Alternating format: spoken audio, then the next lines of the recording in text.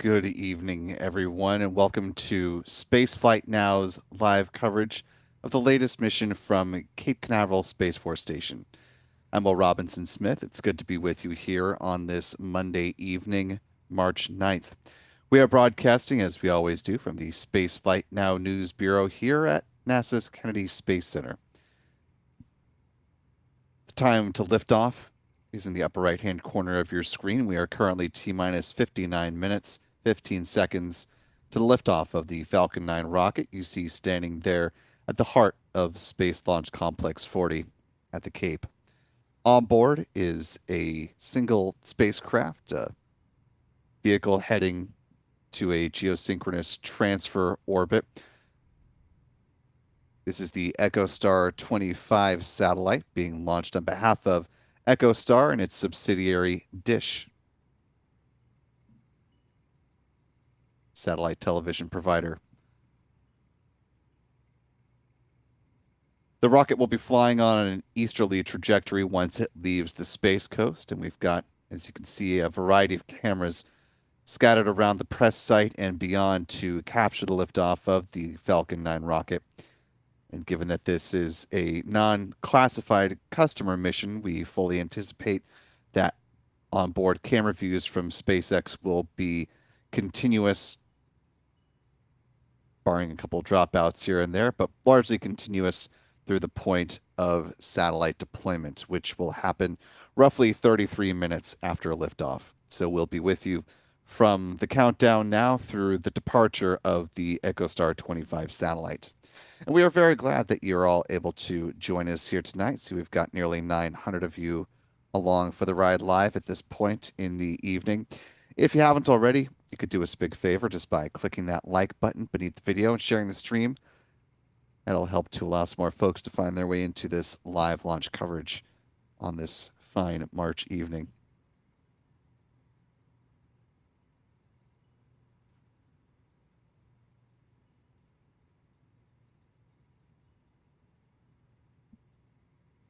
As we roll on through the count, I want to thank our Spaceflight Now editor, Stephen Young, for running the technical operations of the broadcast alongside John Pisani.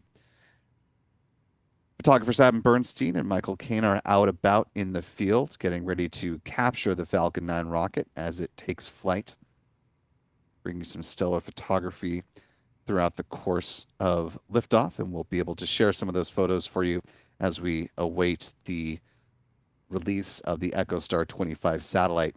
If you're not following our team here, you can find them at their handles on X. John is at John Pisani Photo, Adam at Aburn NYC, Michael at MD Kane Jr. While you're there, be sure to follow Spaceflight Now simply at Spaceflight Now. You can also find us on Threads, Blue Sky, and Facebook for those of you who are not on X or just want to follow us in a couple of different places. That's always very much appreciated. We're also joined with tracking assistance tonight by our friends Chuck and Jen Briggs with C&J Images. Taking a look at their view right here now, and later on in the show, after liftoff, we'll get some camera views from Pete Carstens with Max Q Productions as well. In our live chat this evening, we are joined by moderator Jeff Hansen. And if you do see any of the other mods pop in throughout the course of the coverage, be sure to give them a big old Spaceflight Now hello.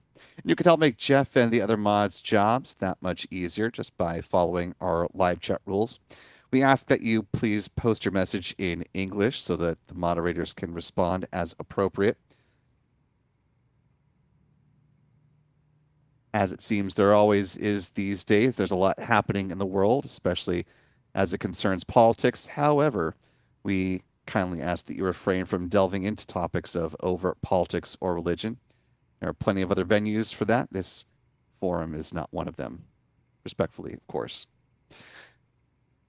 We also ask that you please don't post your message in all caps. Emojis are perfectly fine. We just would ask that you don't create a huge block of them so it takes up a large percentage of the live chat. And last but certainly not least, we ask that you treat each other with the kindness and respect that you yourself would like to be treated, and we'll all get along swimmingly.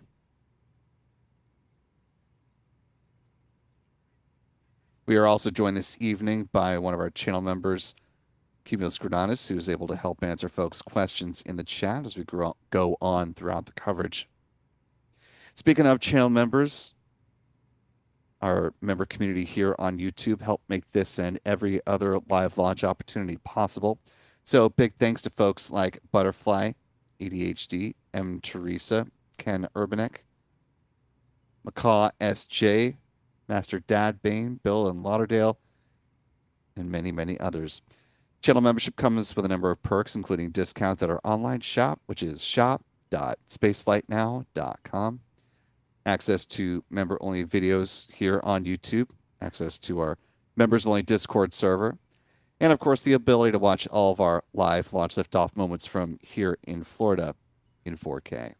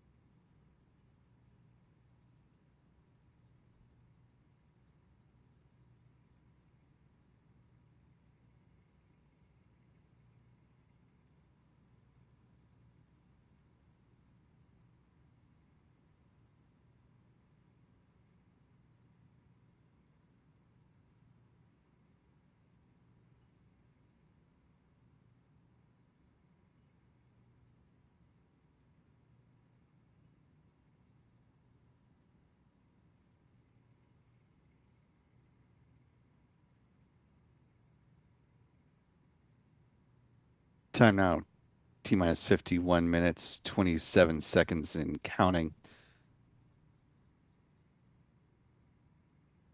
One other bit of housekeeping. If you have a comment or question about this mission or other goings on in the realm of space or spaceflight, you can always use the YouTube Super Chat feature.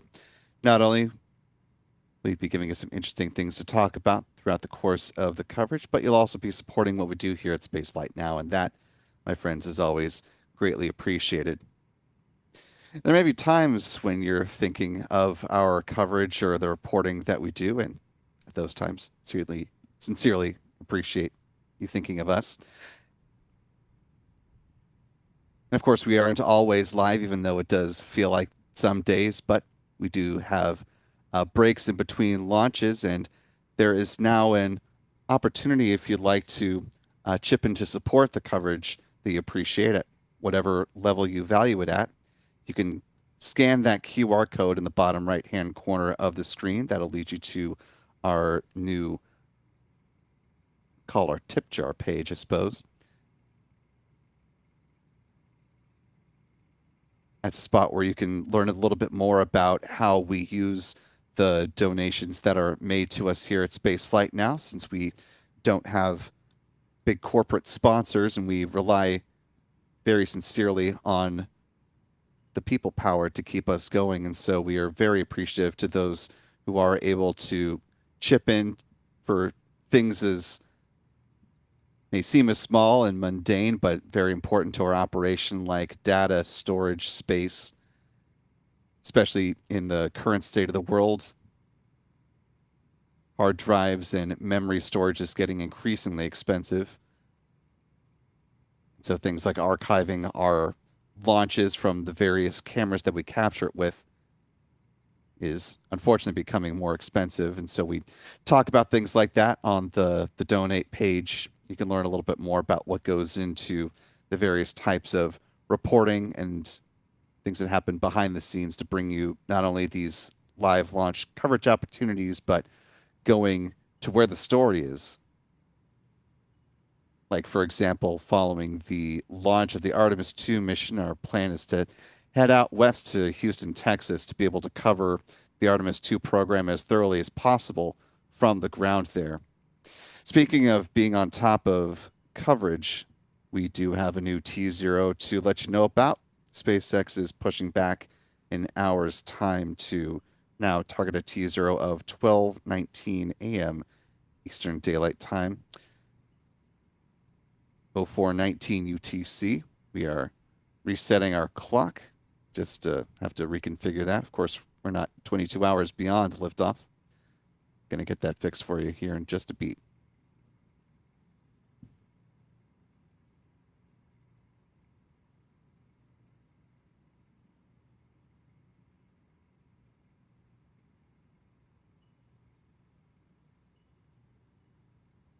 With the time reset, SpaceX is now T minus 1 hour, 48 minutes and counting to lift off of its Falcon 9 rocket.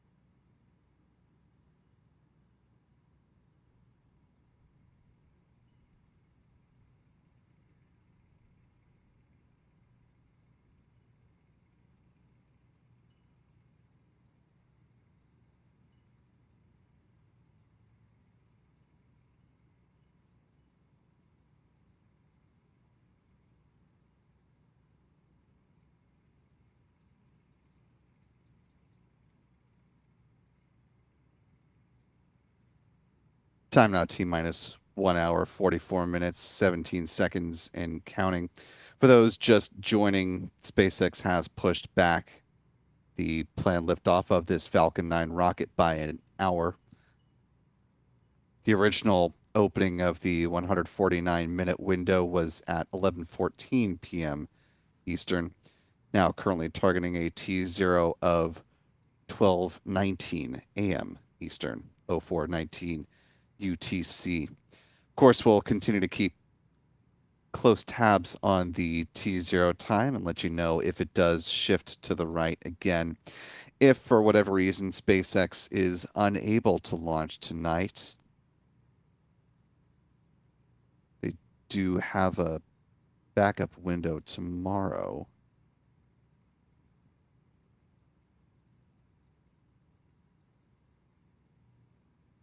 The same window persists tomorrow. Just a brief note on the weather outlook for tonight's forecast and a potential backup tomorrow if needed. Meteorologists with the 45th Weather Squadron did forecast a 90% chance for good conditions tonight, 95% favorable conditions tomorrow. So whether they go tonight or have to back it up to Tuesday night, it's a good outlook for a flight of a Falcon 9 from a meteorological perspective. Turning from rocket work outside to rocket work inside, we'll pop over live for a spell to the vehicle assembly building, where inside High Bay 3, NASA folks have been hard at work getting the Space Launch System rocket ready to return to the launch pad out at Launch Complex 39B.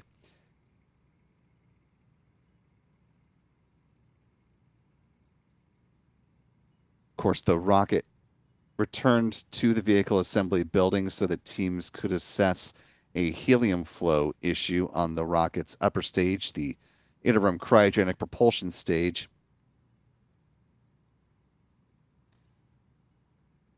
According to the latest from NASA, that issue has been isolated to a seal in the quick disconnect. That has since been addressed. Teams with Exploration Ground Systems ran a small amount of helium through the QD to assess that the issue was resolved.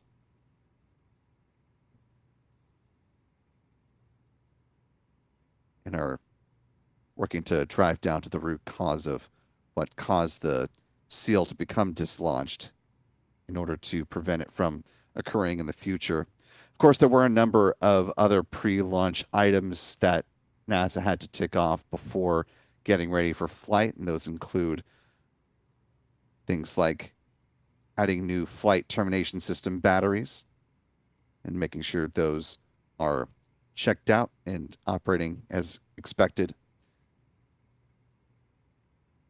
Teams have also opted to replace a seal on the core stage liquid oxygen feed line that is in the tail service mast umbilical near the base of the mobile launcher. If you recall, there was an issue with one of the seals on the hydrogen side of the tail service mast umbilical that needed to be addressed with the seal replaced before teams were able to have a smooth tanking during the second wet dress rehearsal. While they didn't have an oxygen leak issue, they've gone ahead and been working to replace the seal on the oxygen side while the rocket is in the barn. Coming up later this week, there will be a briefing on the status of the Artemis 2 mission here at the Kennedy Space Center as the mission management team is in town to conduct what's known as a flight readiness review.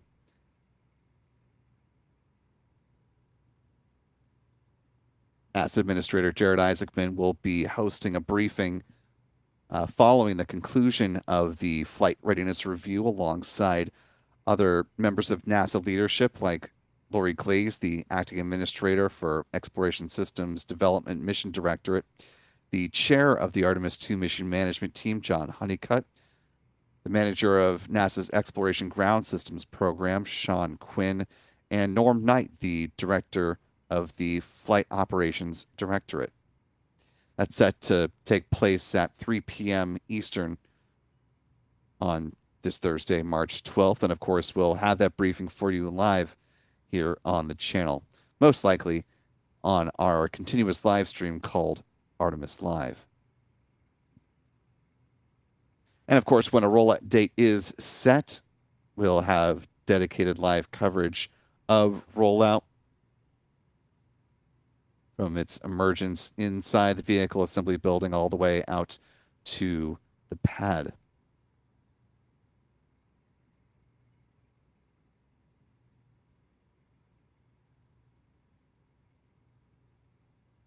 For those who haven't been super plugged into the Artemis program, of course, there have been some other notable shakeups in the Artemis architecture as laid out by the administrator. You can check out our video on this by popping that up in a separate tab if you want to go ahead and put me on mute. You won't hurt my feelings if you want to go ahead and watch that video, since we have a little bit of extra time now before the flight of this Falcon 9 rocket launching the EchoStar 25 mission. But long story short, NASA is changing things up as far as the Artemis 3 mission is concerned. That will now be a low Earth orbit mission with the Orion spacecraft set to perform a docking demonstration with one or both of the human landing system providers, SpaceX with their Starship rocket, Blue Origin with their Blue Moon Mark II. Of course, the most ideal scenario would be to have both Starship and Blue Moon Mark II in a configuration where they are able to launch and dock with Orion during this new redesigned Artemis 3 mission, similar to Apollo 9. But the administrator has said that if just one of the HLS providers is ready to go in the time frame that they're hoping to launch Artemis 3 in, which is generally mid-2027, that they would go ahead and press forward with that mission.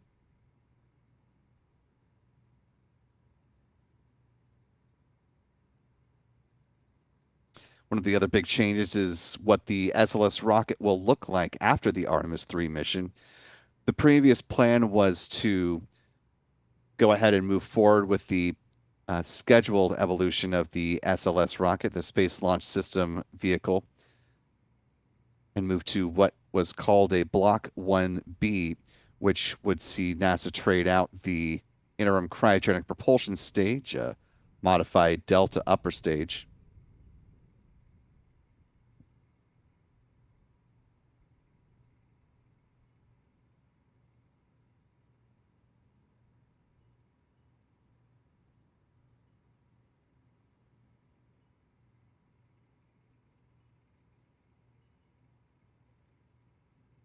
And they would shift from the ICPS to what's called the exploration upper stage, a larger version that would bear not just the single RL-10 engine, but four of them in that upper stage that was being built by Boeing and was said to have its own green run test, similar to what we saw with the SLS rocket's core stage back before it was delivered here to the Kennedy Space Center.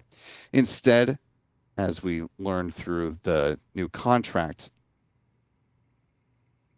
NASA intends to use the Centaur 5 upper stage, which currently is used to power United Launch Alliance's Vulcan rockets.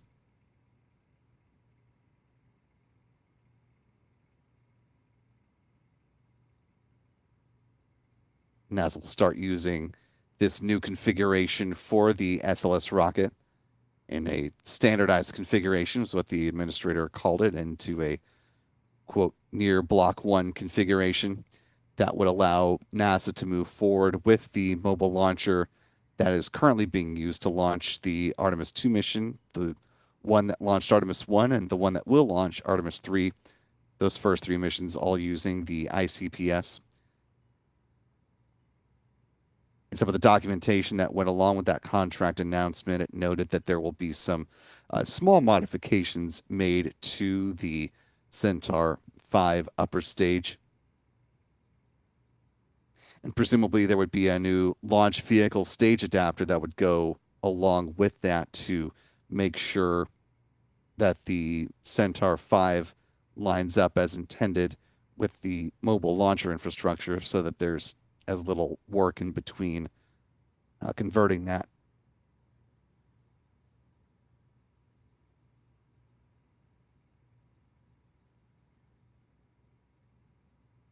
So certainly some interesting developments that have been made to the Artemis program with the goal of increasing launch cadence to be able to retain and recruit talent here at NASA in part and to help reduce the probability that some of the issues that cropped up and repeated themselves between the Artemis 1 and Artemis 2 flights don't persist with a long lead time in between missions.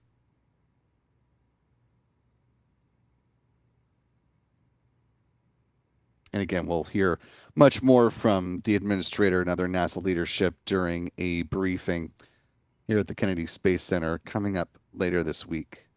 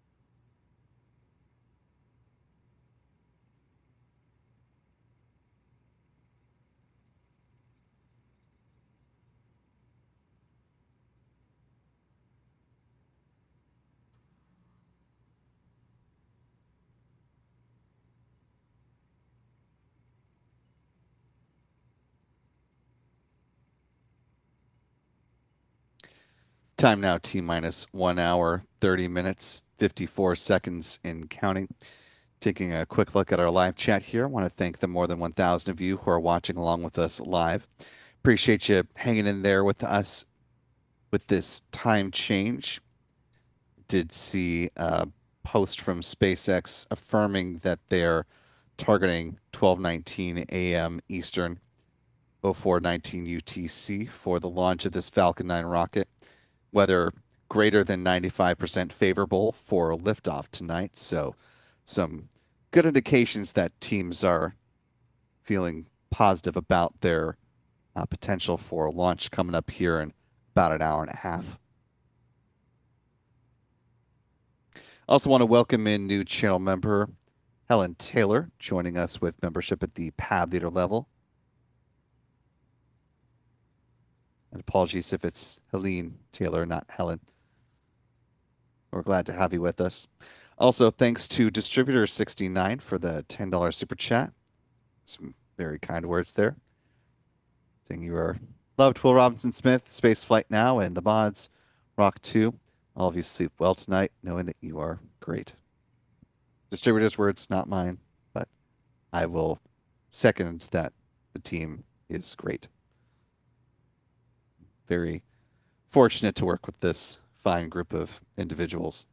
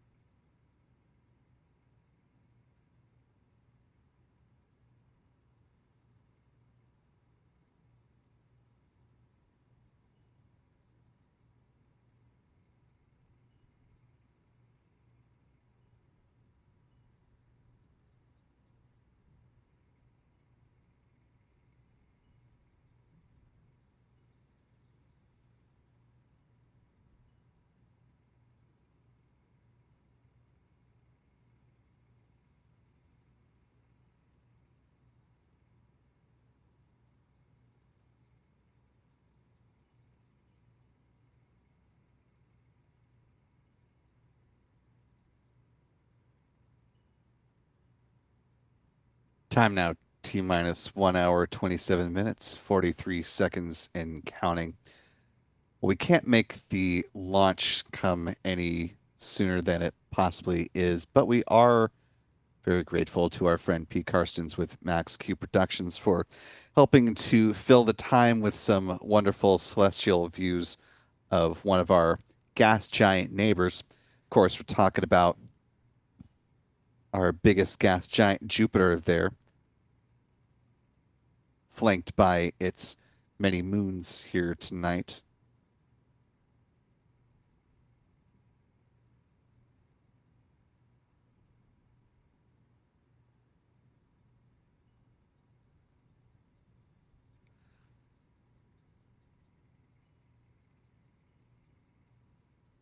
Looking at the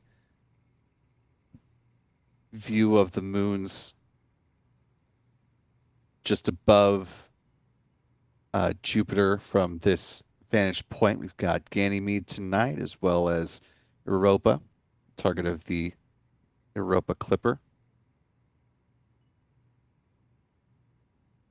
Just popping in and out of frame at the top, that is Callisto, and then just near the bottom of the frame beneath Jupiter, or you know what I mean, is Io.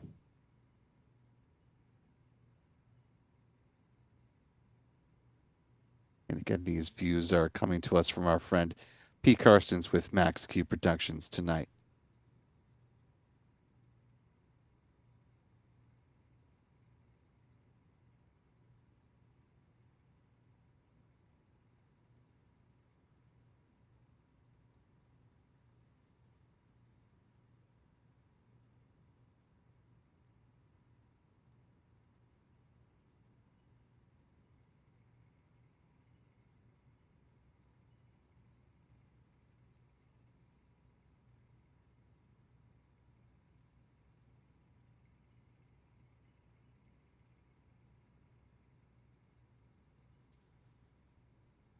Eyes back on the Falcon 9 rocket tonight, but of course, there are a couple of marquee missions that are slowly but surely making their way out to Jupiter.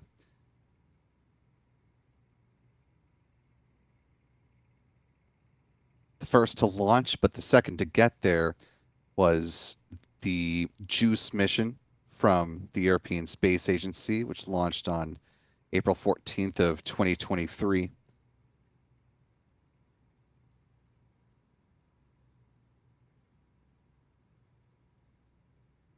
That's set to arrive in the vicinity of Jupiter in July of 2031. And actually, coming up later this year, we will see a brief return of JUICE, stands for Jupiter Icy Moons Explorer, by the way. launched on an Ariane 5 rocket from down at Europe's spaceport in French Guiana. It's going to do an Earth flyby in September of this year.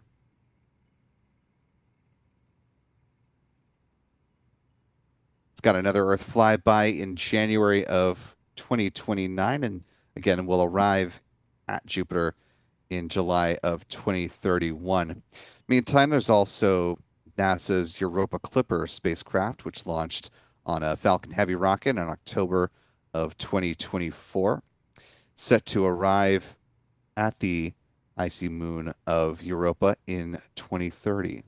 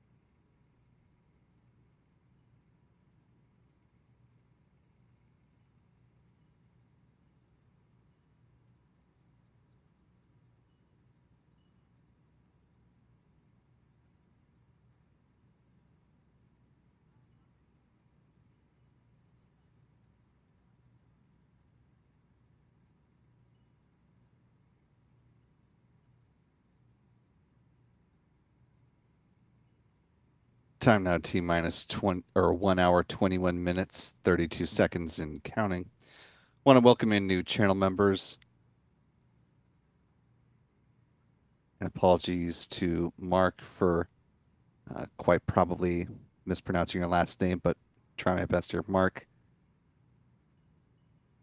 Gilinas? Elinas? Sorry, Mark, try my best, but welcome to membership at the Path Leader level. Either way, we're glad to have you with us, and welcome aboard as well to Matt Kinder, or Kinder, also joining at the Path Leader level.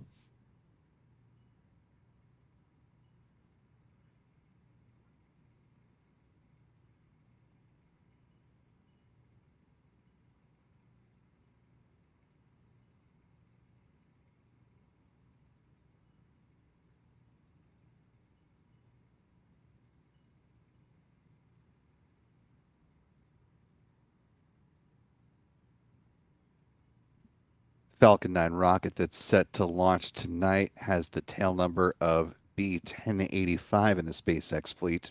This will be its 14th trip to space and back. We'll talk a little bit more about its booster history as we get a little bit closer to T0 tonight.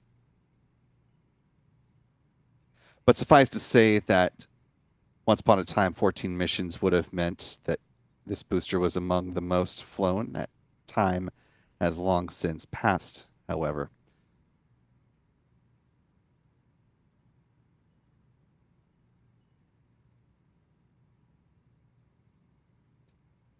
Here's a look at the most flown boosters from SpaceX, with 4 that have flown more than 30 times apiece, with the flight leader remaining B1067. SpaceX is working to certify its first stage boosters for up to 40 flights apiece, as is the case with the payload fairings at the top of the rocket stack.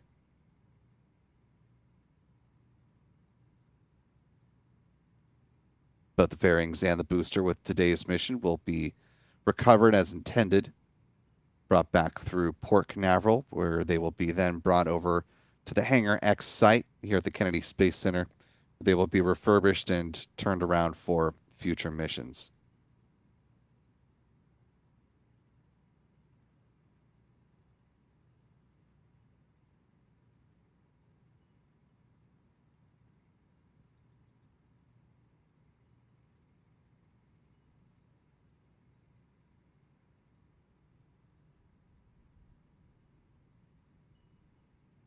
Thanks to channel member Macaw SJ and Ken Urbanek for each gifting a Spaceflight Now membership. Really appreciate that from the both of you for helping to grow our member community here on YouTube. So to our two newest gifted members, welcome aboard. We're glad to have you with us. If you haven't already, be sure to thank Ken and or Macaw if you haven't already. And we hope you decide to stick around with channel membership beyond the month you were just gifted. And as a quick note for all the folks in the chat who did not just get gifted membership, the result of someone gifting channel membership is entirely randomized from the perspective of both the gifter and from us. We have no say or control over to whom it goes. So just want to throw that caveat out there.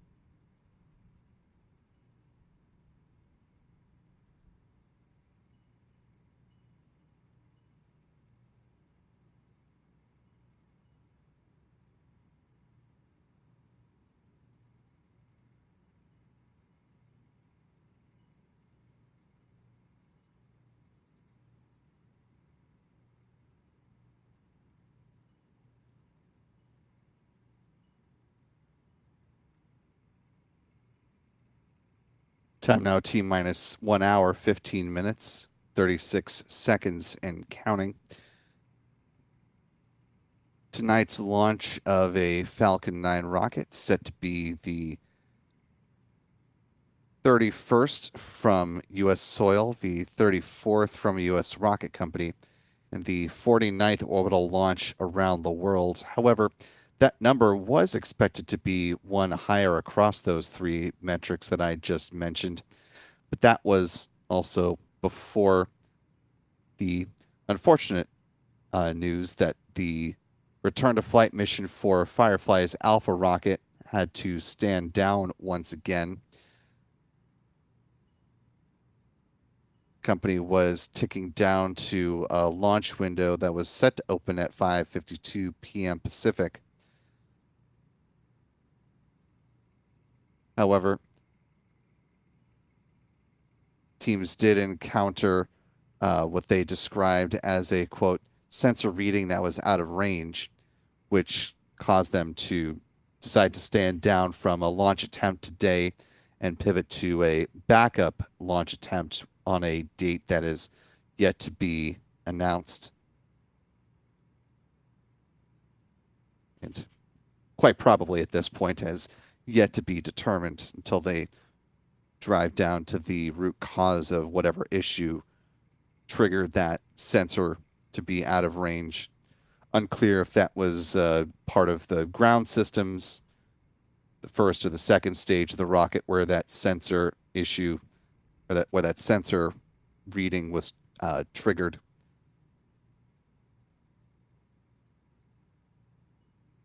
This flight was set to be not only the return to flight mission for Firefly, but also designed to test out some upgrades to the rocket as part of a stepping stone towards what they call the Firefly Alpha Block 2 version of the rocket that will make its full debut on the Flight 8 mission.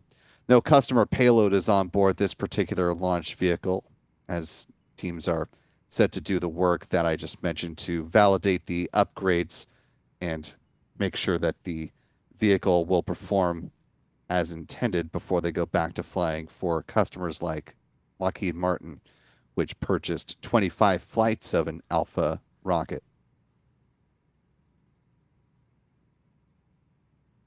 Still a busy time for Firefly Aerospace, even with the need to stand down from launching its Alpha rocket tonight. Work continues on their vehicle that they're building alongside Northrop Grumman. Back just a couple of days ago, on March 5th, the teams announced that their interstage for the Antares 330 rocket has passed qualification testing. The Antares 330 rocket will be sort of a midway stepping stone to the development of their larger medium lift rocket called Eclipse that they are building in partnership with Northrop Grumman that will be flown from Wallops Island, Virginia.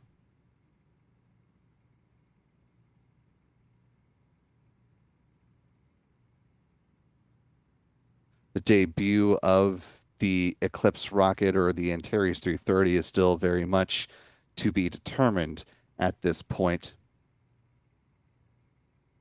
To my recollection, we should be at the end of, or right about at the end of, Northrop Grumman's announced contract of launching its Cygnus spacecraft on board SpaceX Falcon 9 rockets, but the next Cygnus will be flying on board a Falcon 9, and it's not clear if the one after that, NG-25, I believe would be the mission number there, would be ready to fly on an Antares 330. But hopefully, as we get closer to the launch of this next Cygnus mission to the International Space Station, we'll hear some more from Northrop Grumman about the progress towards that upcoming moment when they were able to launch their own cargo vehicles once again to the ISS.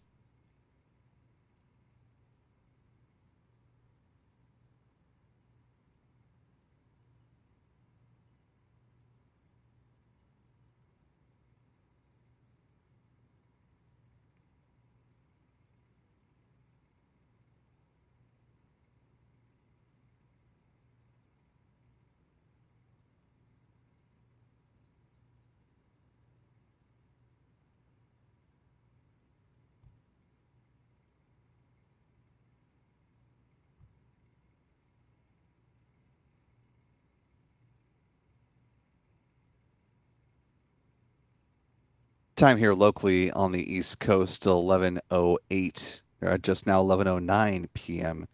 Eastern. We are 5 minutes away from the opening of the launch window for this mission tonight. The original launch time for the flight of EchoStar 25. That, of course, was adjusted earlier today to 11:19 p.m.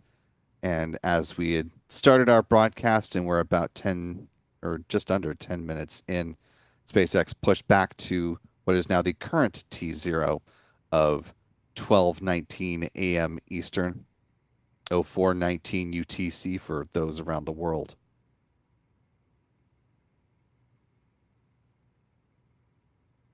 I want to thank channel member Bill in Lauderdale for the $5 super chat.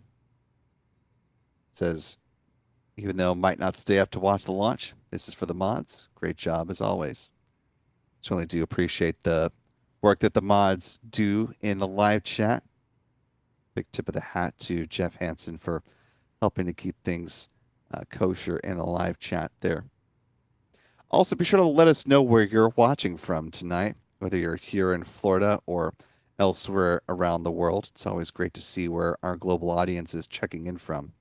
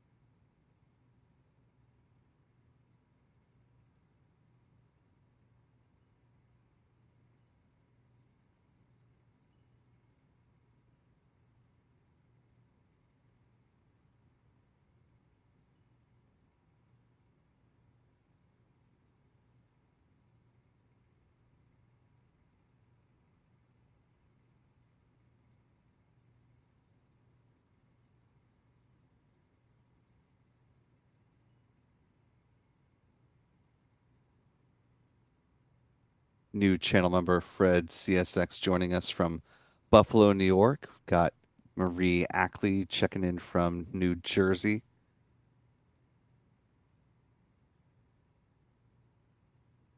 Northern Michigan, Iowa, Kentucky.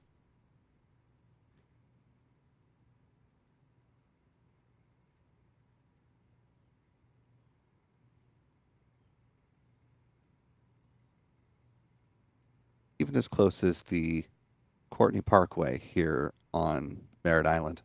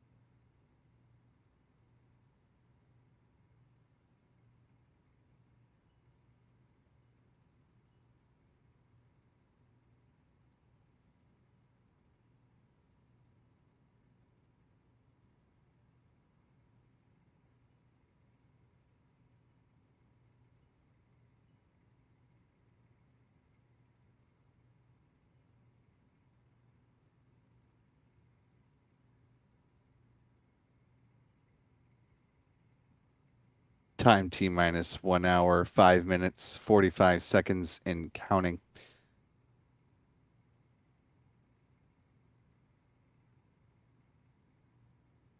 Earlier today, we also learned from NASA that the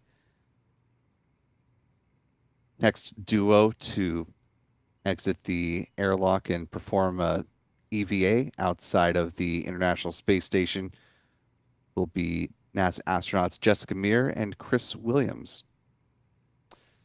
Duo are set to perform U.S. spacewalk number 94, currently scheduled for March 18th. So just about a week and a half from now, they'll be picking up where crew 11 left off as NASA astronauts Zena Carbon and Mike Fink were originally scheduled to perform EVA or US Spacewalk 94, but of course that had to be scuttled due to the medical issue that cropped up with Mike Fink. That caused the crew to come back early.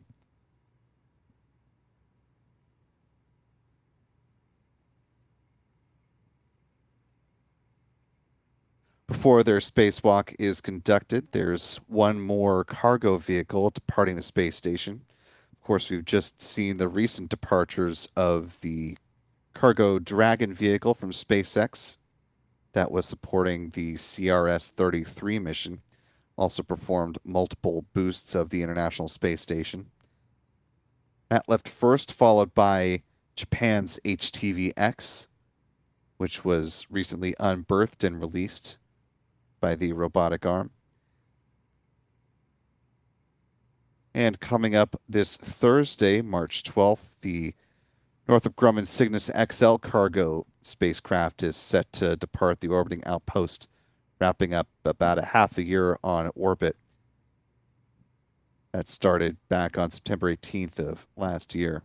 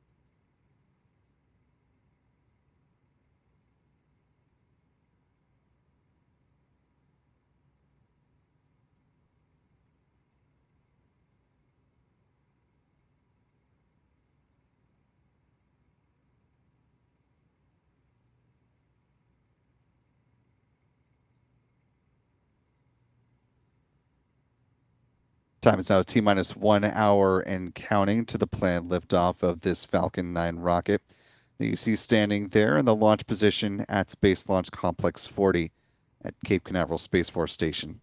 If you're just now joining us, I'm Will Robinson Smith, reporter with Spaceflight Now, and you're watching our live coverage of the launch of the EchoStar 25 mission, getting ready to send this direct broadcast satellite on its way into a geosynchronous transfer orbit. The Falcon 9 rocket getting ready to head out due east over the Atlantic Ocean, with the spacecraft set to separate from the Falcon 9's upper stage roughly 33 minutes post liftoff. Given this is a customer flight for a payload that is not classified, we anticipate that we will be able to see views of the Falcon 9 rocket throughout the course of its journey and through spacecraft separation. So we will be with you throughout the course of all of those events. And after booster landing, we'll give you a roundup of all the various camera views with which they were able to, with which we are able to capture liftoff from here at the press site, as well as a little bit further flung.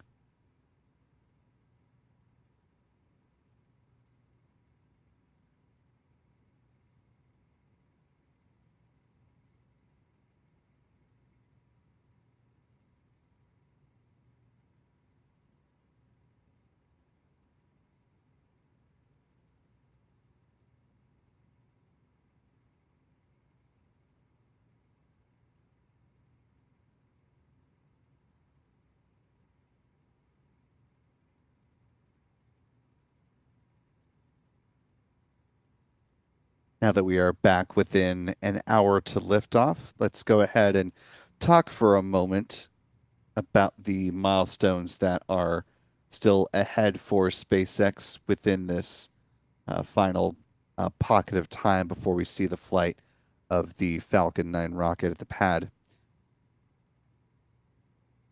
course, things will get going once the SpaceX launch director makes the call that they have the go to proceed into fueling, which is set to happen at about T-minus 38 minutes. SpaceX does its readiness pull electronically, however, so if they feel like they're in a good position, they can make the call a little bit earlier than that. Once the go-ahead is granted, tanking starts at T-minus 35 minutes with loading of RP-1, a rocket-grade propellant, on board the Falcon 9's first and second stage, and liquid oxygen will begin to flow on board the rocket's booster. Half an hour before departure, SpaceX will load cryogenic helium onto the pressure vessels for the Falcon 9's first stage, and will do the same on the second a few minutes after that. The helium is important because it's used to pressurize the main propellant tanks during flight. T-minus 23 minutes is when second stage RP-1 loading wraps up. And at T-minus 20 minutes and 50 seconds is the start of the strong back chill down. This point in the count, SpaceX is thermally conditioning the feed lines at the pad prior to loading liquid oxygen on board the rocket's upper stage. We'll see this visually manifest as the so-called big vent beginning here at pad 40 at about T-minus 20 minutes and 20 seconds. That vent lasting roughly 4 minutes in duration, setting the stage for the LOX to start flowing at the 16-minute mark.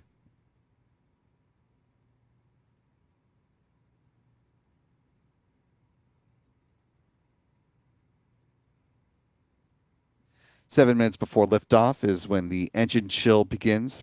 At this point in the countdown, SpaceX will flow a small amount of liquid oxygen through the plumbing and turbo pumps, and that helps to protect those engines from the risk of thermal shock and damage during startup. T-minus 6 minutes is when the first stage kerosene tank is full.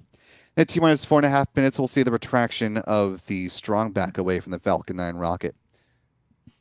First, the clamp arms just beneath the payload fairings will open up, and then the transporter erector, otherwise referred to as the strong back, that will recline away from the Falcon 9 rocket, just a few degrees away, and it stays in that position until liftoff.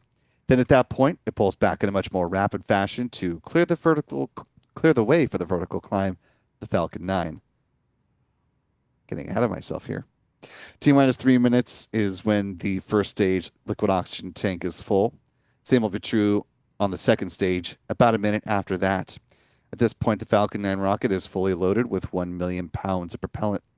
In the final 60 seconds, as we hear the call that the Falcon 9 is entered into its automated startup sequence. At this point, control of the countdown is handed over from the ground sequencer to the Falcon 9's onboard flight computers, and the propellant tanks are brought up to flight pressure. SpaceX launch director will then verify they are go for launch T minus 45 seconds. The engine ignition command is granted at T minus 3 seconds, and if all 9 Merlin engines are healthy and ignite as expected, the command will be given for the hold down clamps to release the Falcon 9 rocket for a T0 liftoff. Once again, coming up here tonight at 12:19 a.m. Eastern, 04:19 UTC, just under 54 minutes from now.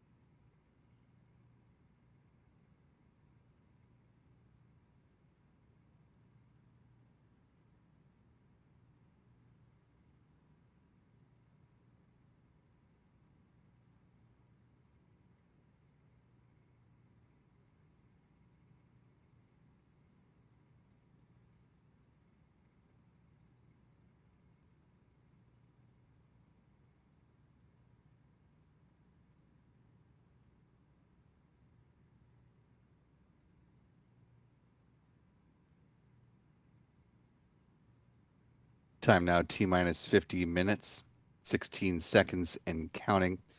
On board today's Falcon 9 rocket is the EchoStar 25 satellite. Here's a photo of the spacecraft before it was encapsulated inside the SpaceX payload fairings.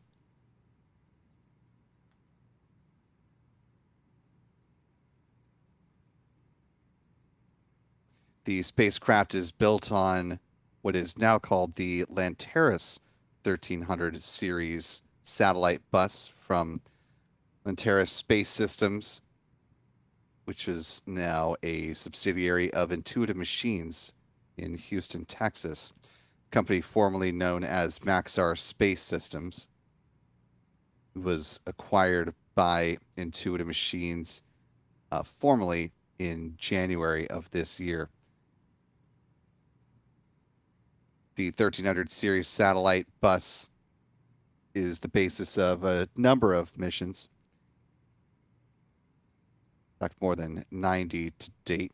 Those include NASA's Psyche spacecraft and the Sirius XM SXM-10 spacecraft.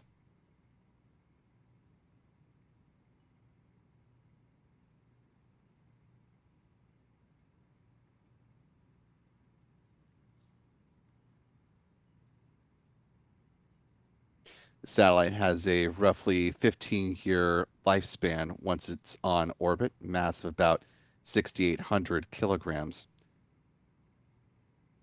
Here's a photo that SpaceX shared inside the clean room before it was encapsulated in these specific payload fairings and brought out to the launch site at Space Launch Complex 40, where you're taking a look at that rocket live there on the panel on the right-hand side of your screen. One more for you. This is an artist's rendering of what the spacecraft would look like in its on-orbit configuration. This particular spacecraft is designed to operate at the 110 degrees west position for the Dish Network, a subsidiary of EchoStar.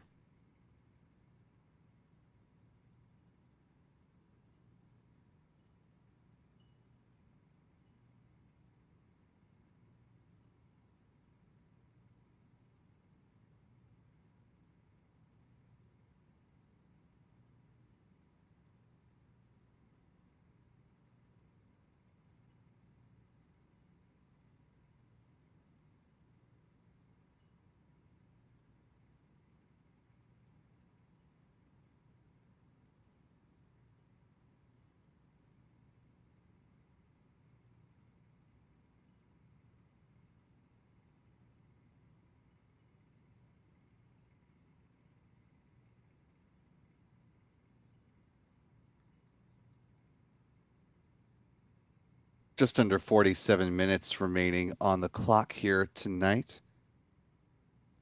SpaceX is getting closer to the point of making a call on the start of prop load. Let's go ahead and talk for a moment about the flight history of the Falcon 9 first stage booster that is supporting tonight's mission. It has the tail number of B1085 in the SpaceX fleet, and this will be its 14th trip to space and back.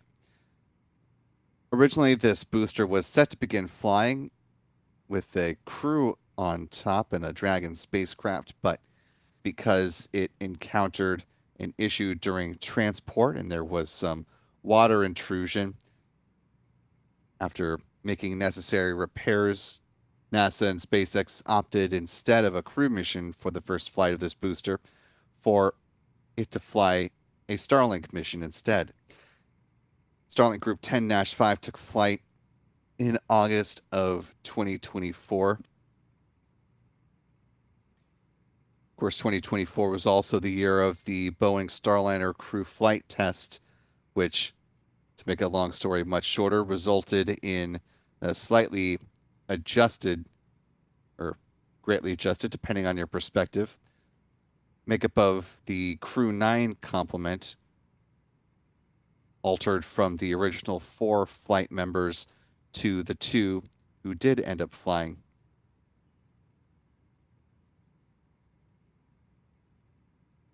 Mission led by NASA astronaut and SpaceX Guardian Nick Hague,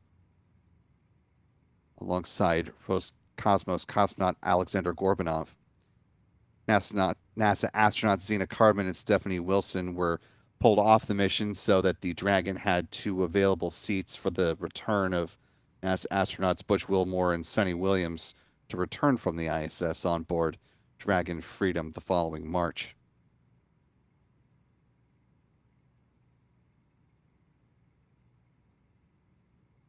After Crew 9 launched, next up for this booster was the Starlink 6-77 mission.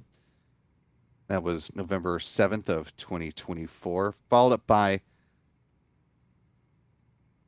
the RRT-1 mission, a flight of GPS-3 space vehicle number 7 moved over from a ULA Vulcan rocket to fly instead on a SpaceX Falcon 9.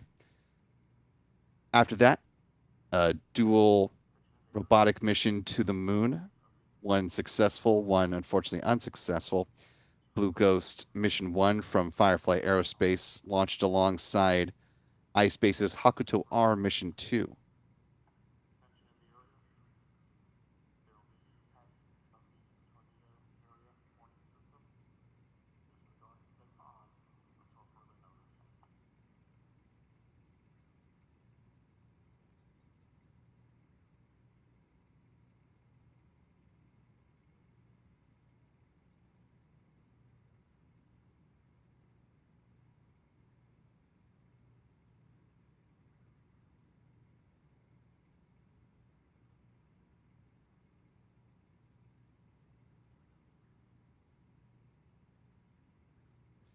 Next up for this booster was another crewed flight, this time Fram 2, marking the first time that a group of astronauts launched on board a sixth flight of a Falcon 9 first stage booster, launching on April 1st of last year.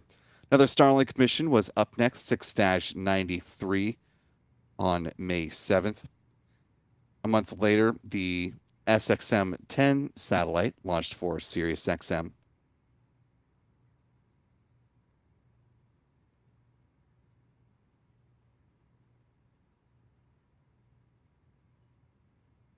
That was followed up by the MTG S1/Sentinel-4A mission, the Meteosat second generation program's satellite, alongside ESA's Sentinel-4A mission. Then it's off to Starlink land we go for the next 4 flights leading up to today. We had Starlink 10-20 on August 14th, 10-27 on September 21st, 6-94 on November 19th, and most recently, Starlink 6-98 on January 14th.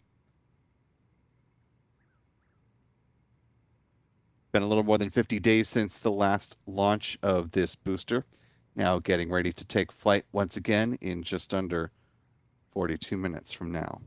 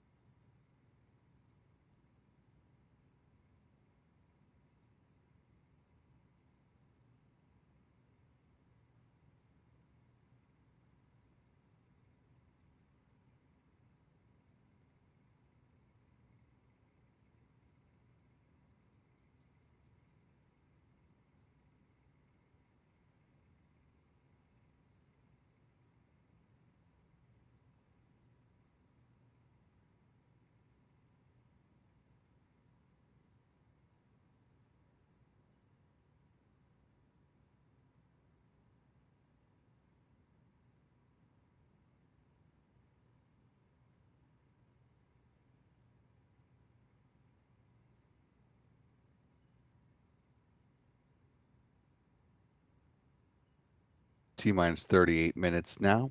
At this point in the count, the SpaceX launch director should be making the call on the start of prop load for tonight's mission.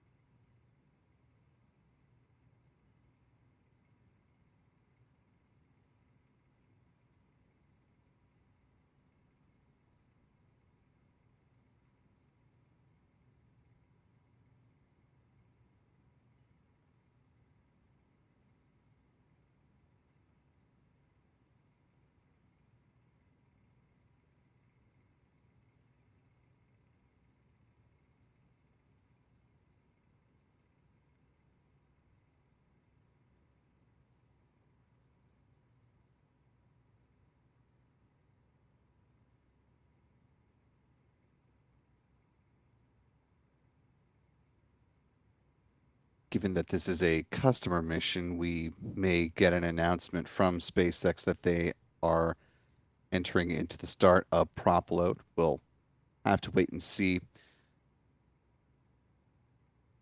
Barring that, though, once we pass T-minus 35 minutes, we'll be keeping a close eye out for the telltale signs that fueling is underway. We'll be watching for a frost line to begin to form at the base of the Falcon booster. You can just barely make out the lettering of SpaceX through the uh, bit of heat distortion between our camera and the rocket at the pad, as well as the soot that's built up over the past 13 flights of the rocket. But just beneath the X in SpaceX, where you can see a white line from our perspective, where it looks like some of the soot's been wiped away and the gradient kind of changes a little bit.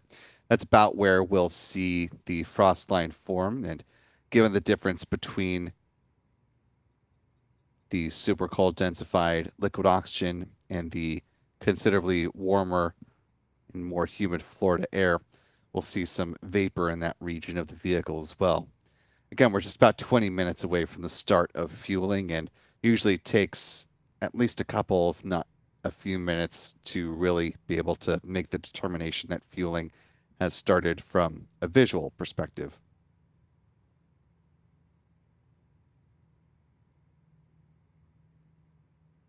Sorry, I may have said 20 minutes. I meant 20 seconds. Fueling should be underway right now.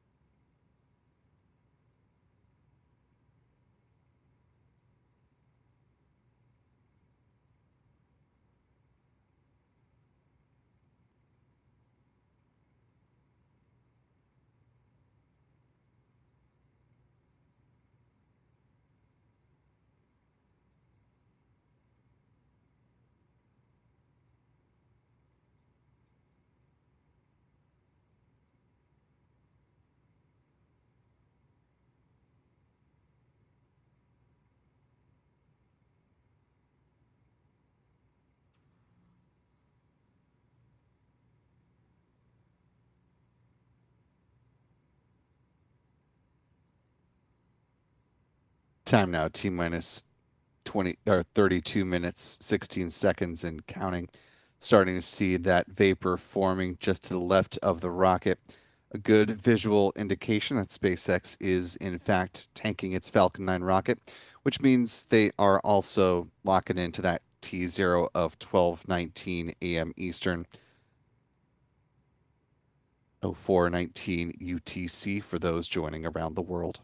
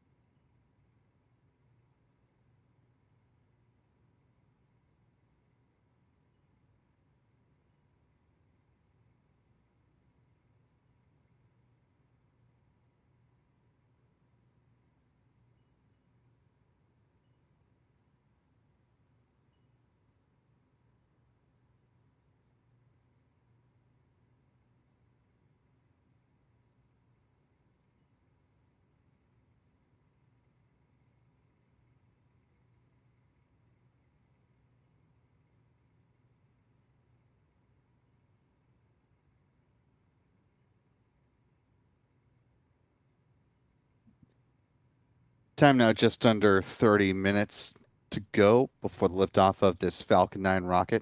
If you're just now joining us, you're watching Spaceflight Now's live coverage of the EchoStar 25 mission, the flight of a single satellite, EchoStar 25, for the company named EchoStar and its subsidiary Dish. Satellite is set to be launched into a geosynchronous transfer orbit, with the vehicle ultimately set to operate at the 110 degrees west position for Dish. That will provide direct satellite broadcast connections to Dish's customers here in the United States. Certainly appreciate the more than 2,100 of you who are watching along with us live tonight, getting ready to see this latest Falcon 9 rocket. If you haven't already, you could do us a big favor just by clicking that like button and sharing the stream to allow us more folks into this live launch coverage this evening. Want to thank Blue Thunderbird for the $5 super chat, who says, I see most of these from my backyard. Excited to get some pretty photos of a very pretty rocket. Speaking of which, be sure to tag us on social media if you're able to get some good photos or video of the Falcon 9 rocket taking flight. You can find us at most places simply at Spaceflight Now. Also want to thank channel member B Knuckles for gifting 5 Spaceflight Now memberships.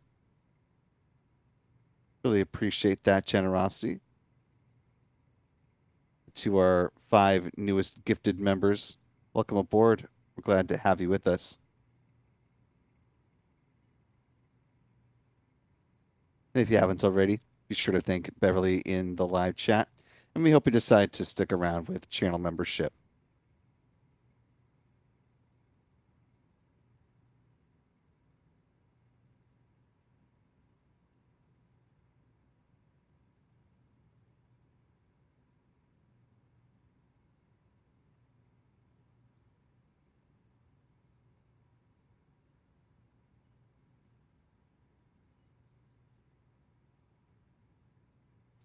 Also, channel member Sulfur for Lunch, marking 19 months with us as a channel member at the mission specialist level. Glad to have you still on board. And a thanks to another channel member, Wolverine Warlord, for gifting 10 Spaceflight Now memberships. Really appreciate that, Wolverine. And to our now 10 newest gifted members, welcome aboard to all of you. We're glad to have you with us. Be sure to thank Sulfur in the chat if you haven't already.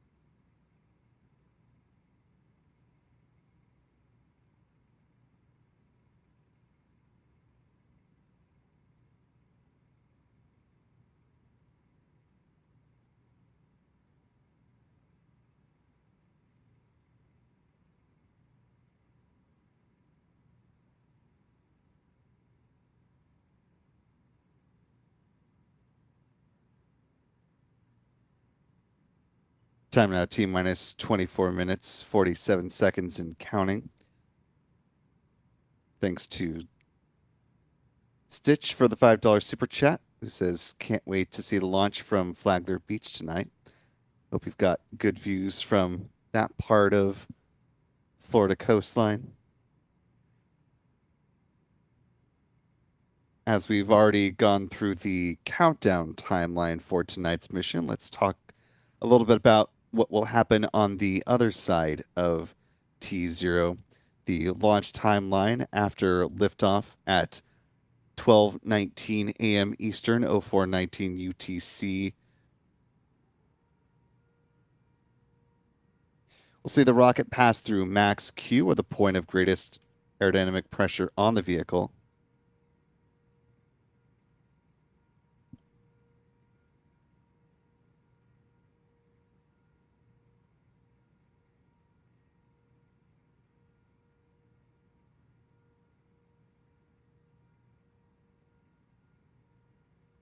After that, we've got a few events in quick succession. We'll see first stage main engine cutoff, or MECO, at about T plus 2 minutes and 28 seconds, followed by stage separation, and then the ignition of the Merlin vacuum engine on the rocket's upper stage at about T plus 2 minutes and 39 seconds. The payload fairings will jettison a little bit past the 3-minute mark in flight. About 3 minutes after that, at T plus 6 minutes and 45 seconds, is when the first stage entry burn begins. SpaceX igniting 3 out of the 9 engines at the base of the Falcon 9 booster, helping to dramatically slow the vehicle down and set things up for the single engine landing burn to begin at about T plus 8 minutes and 2 seconds. That should take the booster all the way down to the drone ship, a shortfall of gravitas, the landing just a hair past 8.5 minutes after liftoff. The upper stage engine will cut off at T plus 8 minutes and 40 seconds and enter into a coast phase. There will be a burn of less than a minute, on the order of 49 seconds, beginning at T plus 26 minutes and 51 seconds post liftoff. And that'll set the upper stage on the correct trajectory to deploy the EchoStar 25 satellite at T plus 32 minutes, 41 seconds post departure from Florida Space Coast.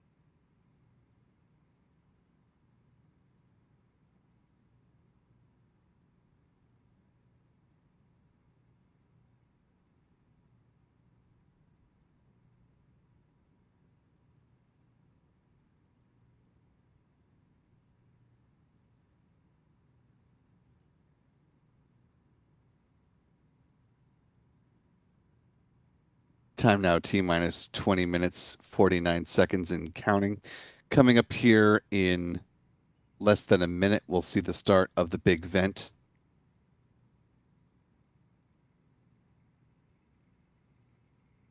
SpaceX is in the process of thermally conditioning the feed lines at the pad before it loads liquid oxygen aboard the rocket's upper stage.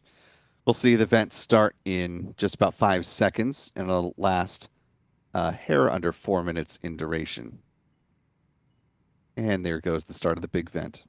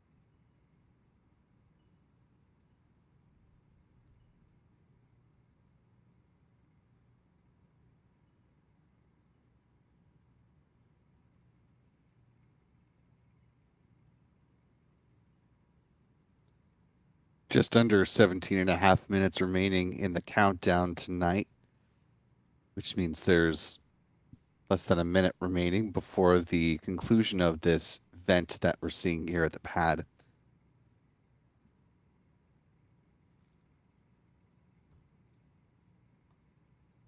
Our thanks to channel member Beverly Knuckles for the very generous $20 super chat. Really appreciate that, Beverly. It says, easterly trajectory means spaceflight now is the only way I'll see it. Think spaceflight now. You're very welcome, and thank you so much for your support of the channel in those two ways.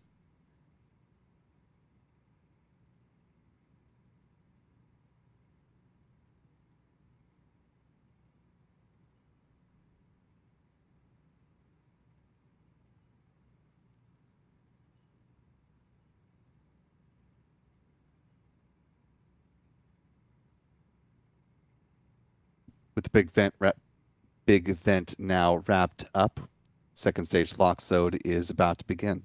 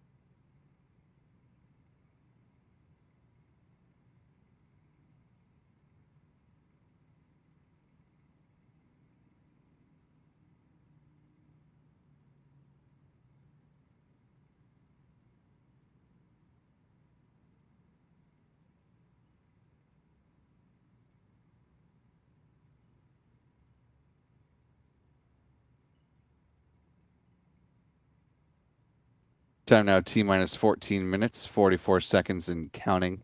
Tonight's launch of a Falcon 9 rocket is the 612th for the company to date, the 30th Falcon 9 rocket set to launch this year. Before we go ahead and see the flight of this latest workhorse for SpaceX, let's go ahead and take a beat to talk about the Falcon 9 rocket. The launch vehicle, which stands at a height of 70 meters or 229 feet and has a diameter of 3.66 meters or 12 feet. Majority of that is made up by the Falcon's first stage booster. Again, the booster that is flying tonight has the tail number of 1085, set to make its 14th trip to space and back. At the base of the first stage are 9 Merlin engines, which burn rocket-grade kerosene and liquid oxygen, producing 1.7 million pounds of thrust at liftoff. Around the engine compartment are black carbon fiber landing legs that are used to land the first stage on the drone ship. Tonight, SpaceX will use the vessel called a Shortfall of Gravitas. Above the first stage is the inner stage. This is a composite structure consisting of an aluminum honeycomb core, which is surrounded by carbon fiber. In that image on the right-hand side of your screen, you can see the deployable hypersonic grid fins. These are titanium winglets that provide stability and steering for the Falcon 9 as it comes back through the atmosphere, tail first like a big old dart heading towards the drone ship. At the top of the inner stage are 3 mechanical latches that attach to the vehicle's second stage, and at first stage main engine cutoff, high-pressure helium is used to release those latches, and 4 pneumatic pushers ensure a clean separation. Also, the second stage engine nozzle is housed safely inside the interstage adapter until the point of stage separation. Speaking of that second stage, the upper stage of the Falcon 9, powered by a single modified Merlin engine called a Merlin vacuum engine, or an MVac engine. It's equipped with a large nozzle, which is optimized for burns in the vacuum of space, hence the name. It produces more than 220,500 pounds of thrust, and it will be fired twice on today's flight, placing the EchoStar 25 satellite into its intended orbit, geosynchronous transfer orbit. Finally, at the top of the Falcon 9 stack are the payload fairings, currently encapsulating EchoStar 25. Fairings are made up of a carbon composite material and stand 13.1 meters or 43 feet in height and are 5.2 meters or 17.1 feet in diameter. Two fairing halves will splash down in the waters of the Atlantic Ocean a little bit further downrange from where the booster lands on the drone ship.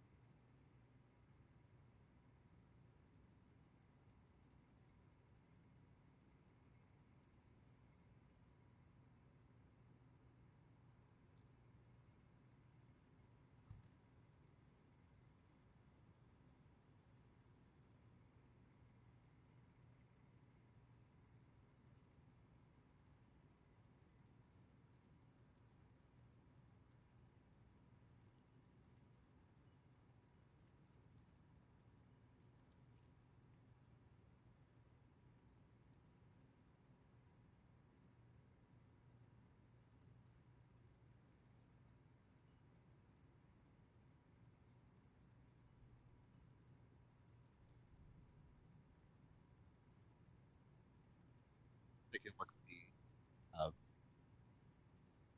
pad level video of the SpaceX Falcon 9 from SpaceX.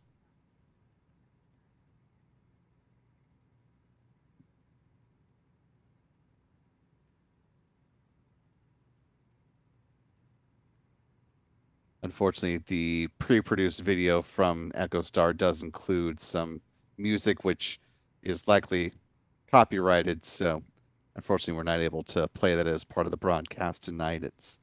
We of course don't want to get a copyright strike from YouTube.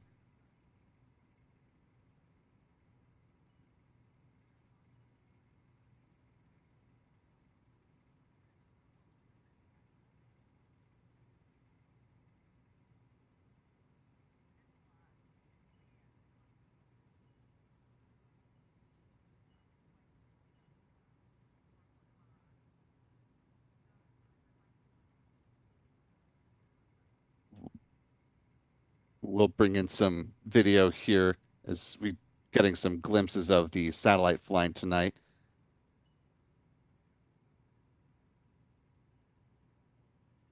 Video is a bit of a montage of the various satellites that EchoStar has launched for their various customers.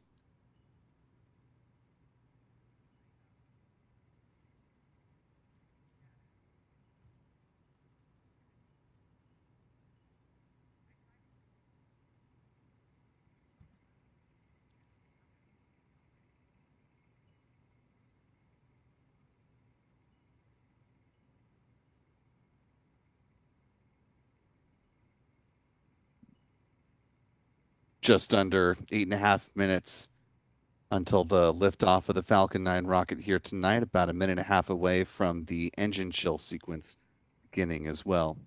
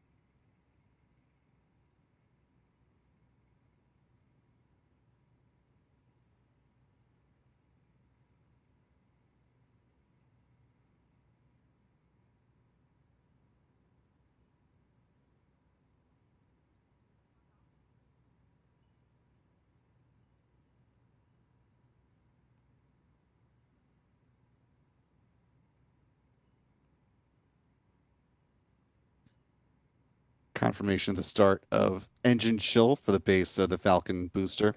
Coming up at about T minus 6 minutes.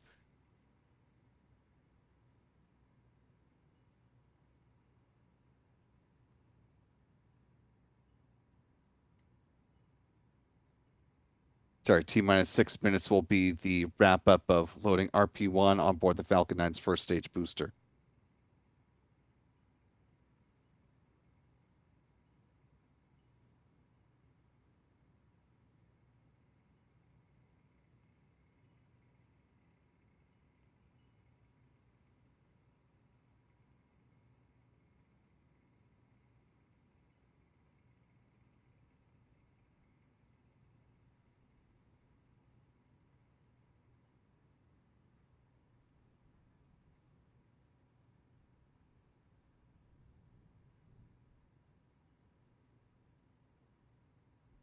Here's another look at that photo we shared in a live view of the EchoStar 25 satellite within the payload fairings.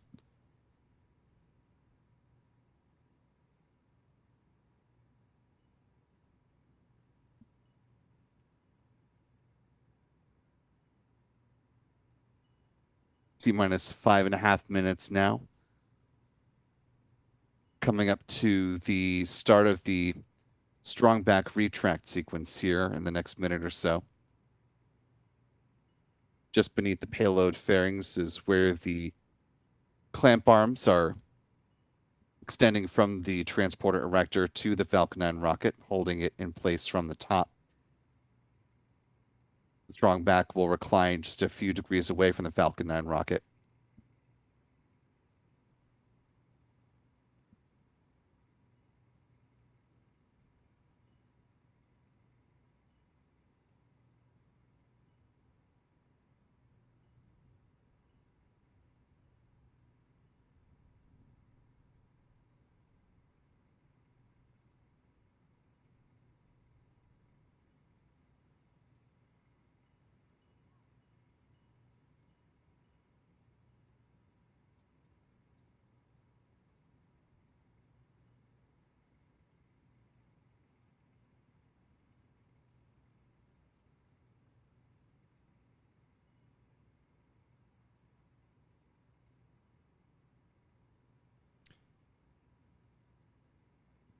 You can just make out the clamp arms opening up, looking through the vapor there beneath the payload fairings.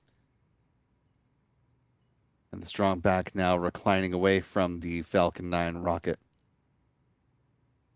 Just under 4 minutes remaining, and the count coming up at around T minus 3 minutes will be a call for the first stage liquid oxygen tank reaching flight levels.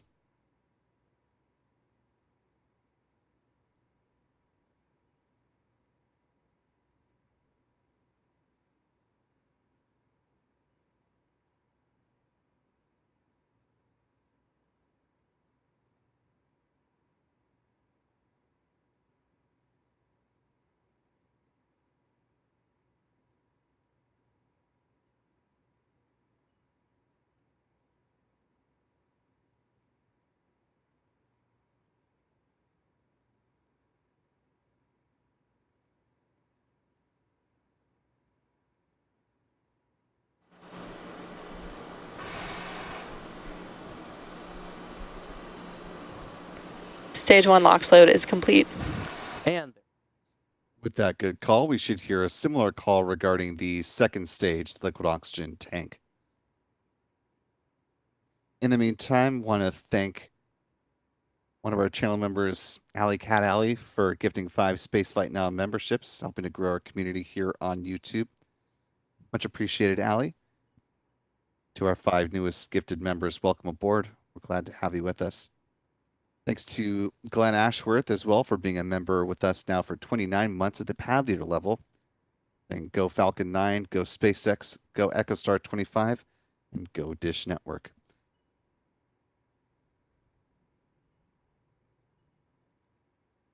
Waiting for that next call regarding upper stage liquid oxygen load.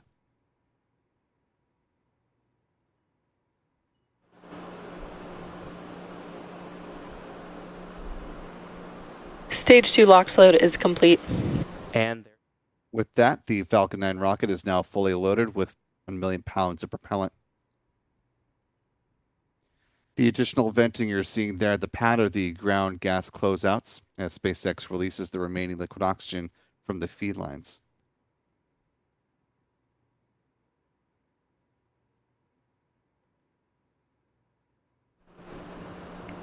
Gas launch closeouts has started.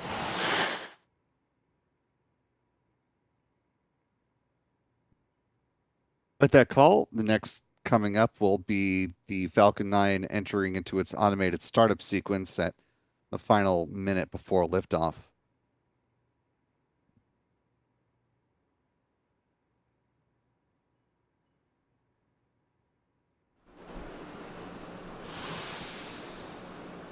Falcon 9 is in startup. And with that, we are just awaiting the SpaceX launch director to confirm that they are in fact go for launch.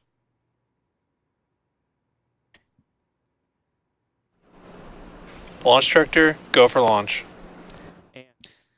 With that, we've got just a little more than 30 seconds remaining in the count before the liftoff of the Falcon 9 with EchoStar 25. 30 seconds.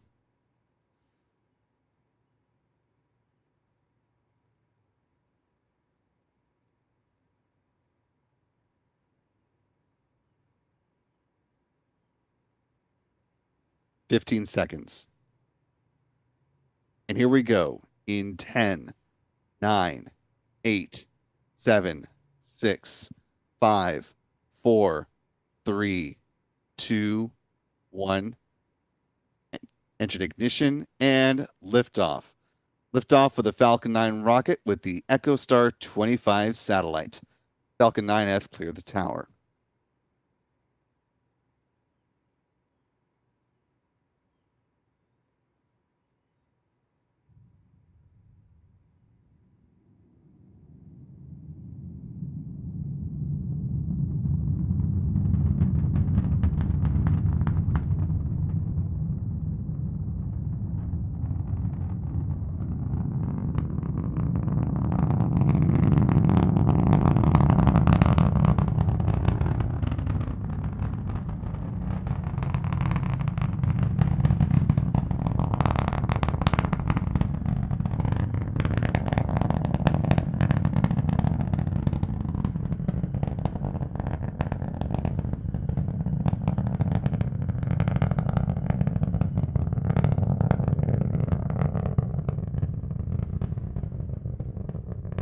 Falcon 9 rocket now traveling faster than the speed of sound, approaching max Q. Max Q. And There's that call for max Q, the point of greatest aerodynamic pressure on the vehicle.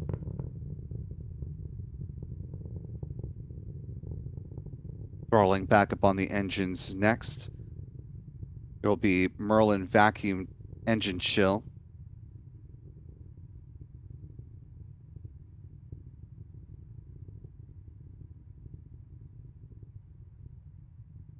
And vac chill underway.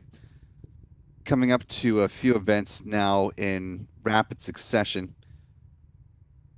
We'll see first stage main engine cutoff, or MECO. That begins at about T plus 2 minutes and 28 seconds. That'll be followed by stage separation and then the ignition of that Merlin vacuum engine. Payload fairings will separate a little more than 3 minutes into flight. We're less than 20 seconds away from MECO now.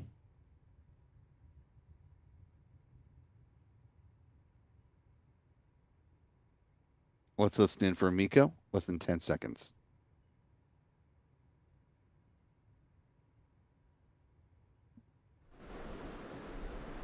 MECO. Stage separation confirmed.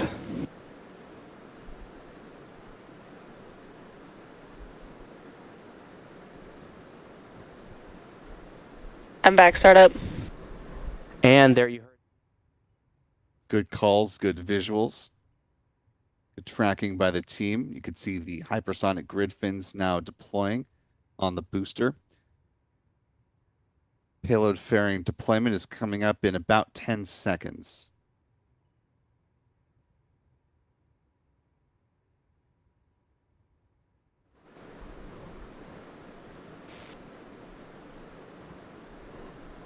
Fairing separation confirmed. And there you heard confirmation of fairing deploy. Now both of the And a good view of the Merlin vacuum engine on the rocket's upper stage, powering the EchoStar 25 satellite, which you can see now live, a little more than 3.5 minutes into the flight.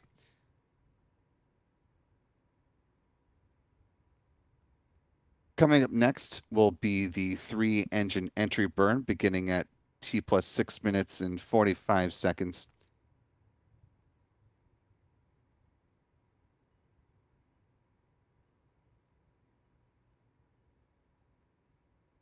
A little more than 4 minutes into flight.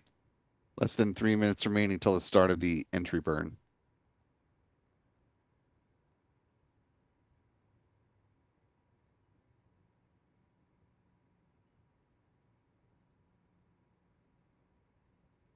Both the upper stage and the booster continue to follow nominal trajectories here tonight.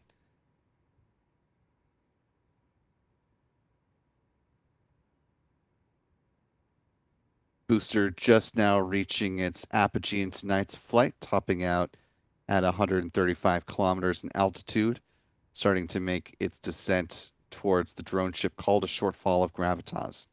We're just under 2 minutes remaining till the start of the 3-engine entry burn.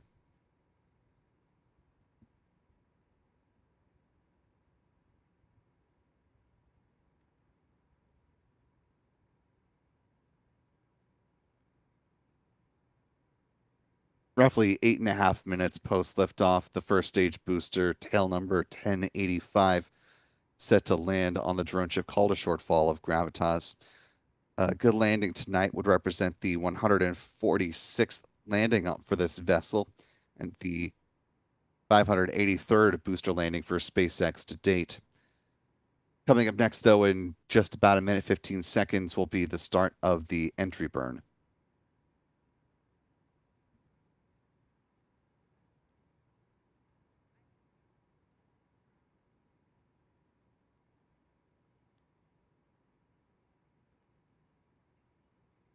Still seeing great tracking views from our team on the ground. Coming up on 6 minutes into flight in less than a minute to the start of the entry burn.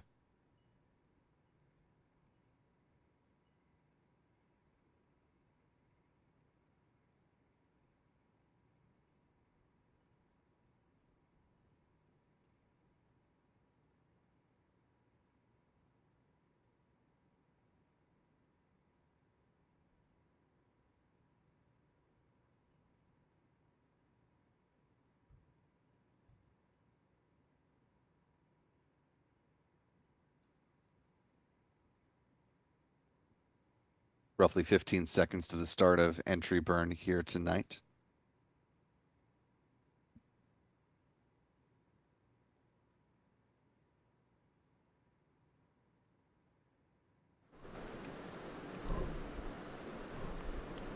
Stage 1 entry burn startup. and there's that. And a good view from the tracking team just for a second there.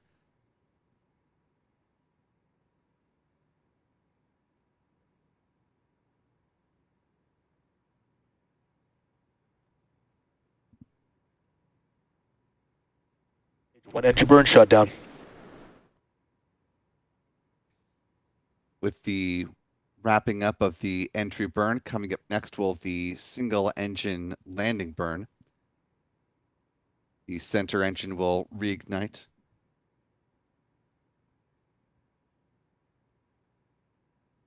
A little bit after the upper stage cuts off.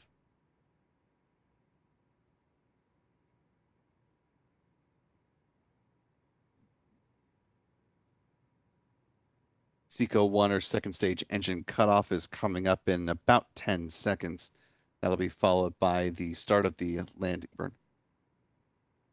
Good news there. We should be hearing that call out for Seco 1 in just a few Stage 1 moments. transonic.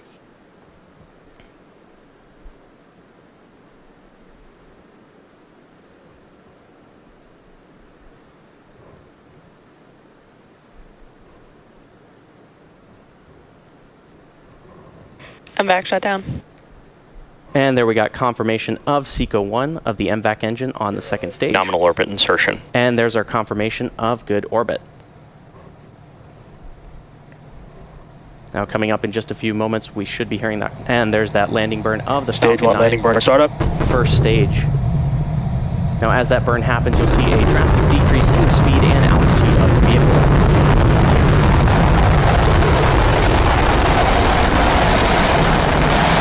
Stage 1 landing leg deploy.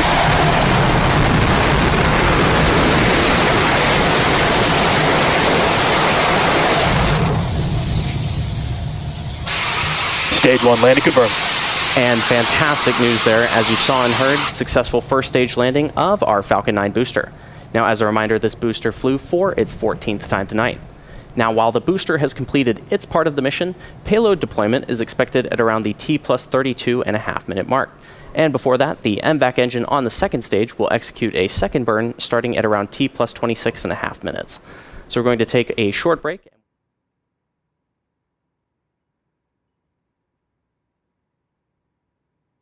Of course, we're going to be sticking with these views of the Falcon 9 upper stage as we await the next big milestone, as you heard. Coming up next for this Falcon 9 flight will be the reignition of the Merlin vacuum engine on the rocket's upper stage. Looks like a nice view of the moon just off the edge of the EchoStar 25 satellite once they go back to that shot again. We've got our launch replays in work for you, which we'll bring to you here in just a moment. Just getting those finalized for you, all the various angles from which we were able to capture the liftoff of this Falcon 9 rocket as we await its eventual deployment of the EchoStar 25 satellite. While we're waiting for those replays to come up, I want to thank a few more folks in the live chat. Thanks to channel member Astro Joe, one of our moderators, for being a member with us now for 44 months and counting. He says, made it just in time. Kiddo struggling with the DST bedtime. That blonde space girl, thanks for the $5 super chat. Says, let's go Falcon.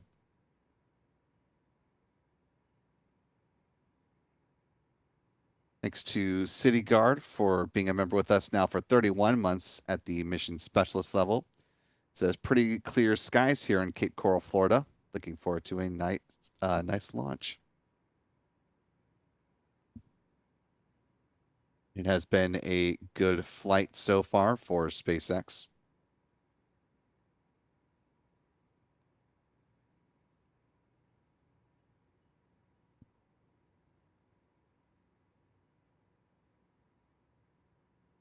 Chris Brown with a $2 super chat, asking for a shout out to his mate Chris for their birthday.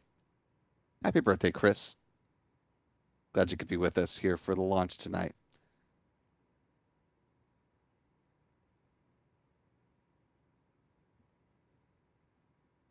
And thanks as well to channel member Wolverine Warlord for being a channel member with us now for 29 months at the launch director level. Who says, hey, Will, hope you are well. Thank you for asking. Yes, doing quite well here. The Spaceflight Now website says 2028 for the next Falcon 9 launch. That's the next one that is, or not the next one, that is a next Falcon Heavy launch. That is the Dragonfly mission set to fly in July of 2028 for NASA. And yes, we are fully expecting to see one much earlier than that sometime this year, though we don't have a specific date to announce. But when we get more firm information on that, we will, of course, add that to our launch schedule. And it looks like we've got the launch replays ready for you. So let's go ahead and kick things off, beginning with the fixed view here at the press site from Adam Bernstein.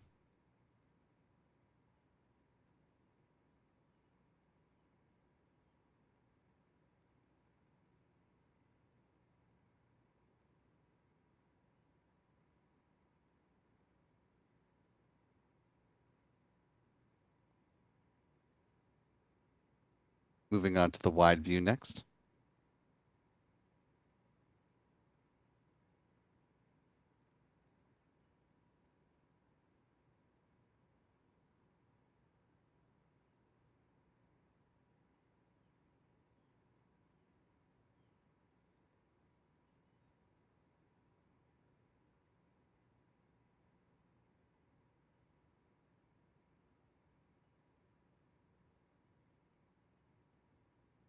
Moving on to the turn basin.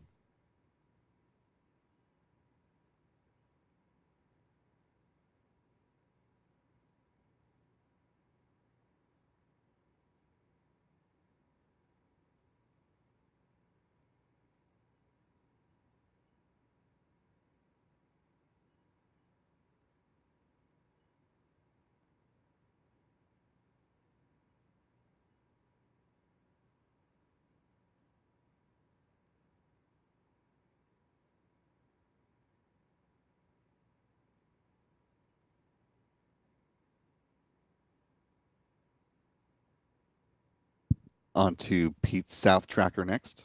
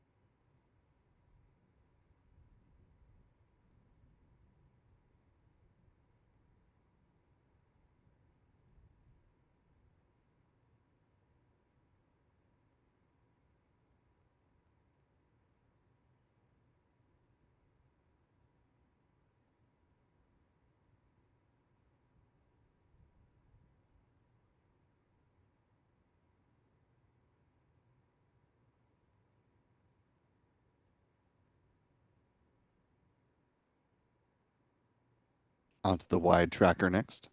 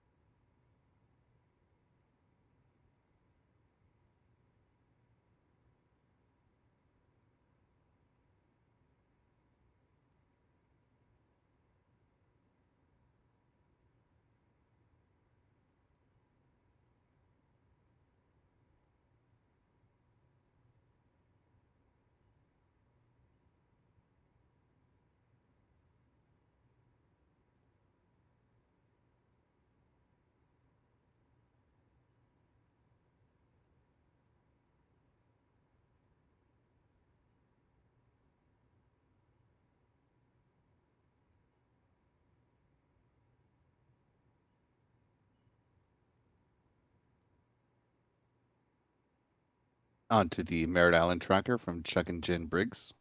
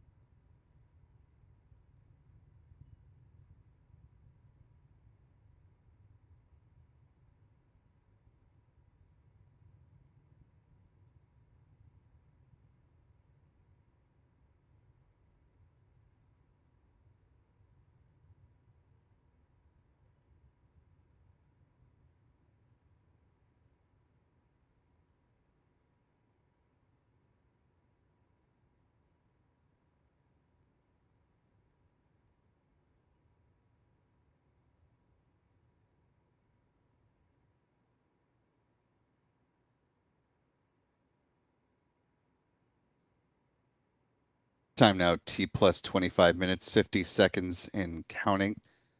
Coming up on 26 minutes in flight, and we're roughly a minute away from the start of the engine burn on the second stage for a second time.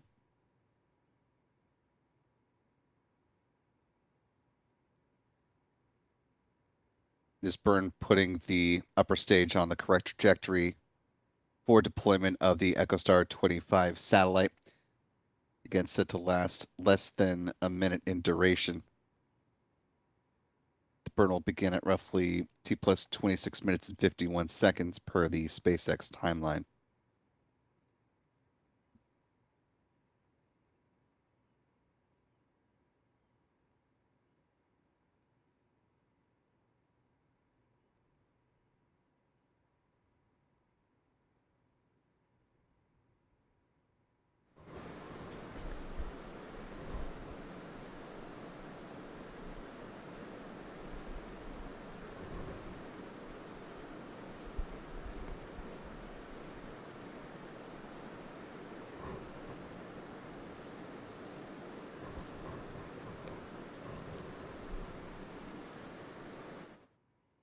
Not hearing a call out for the start of the burn, but of course you could see that engine igniting and the indicator for it at the bottom right-hand corner of your screen. This burn should last until roughly T plus 27 minutes and 40 seconds. So cutting off in just a little more than 10 seconds from now.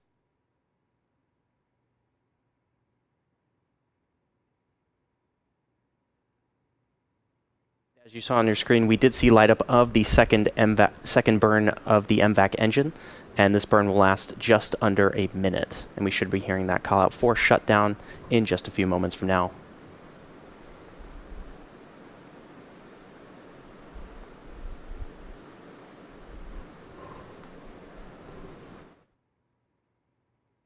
No call out for MVAC shutdown audibly either, but confirmation of a nominal orbit insertion was given.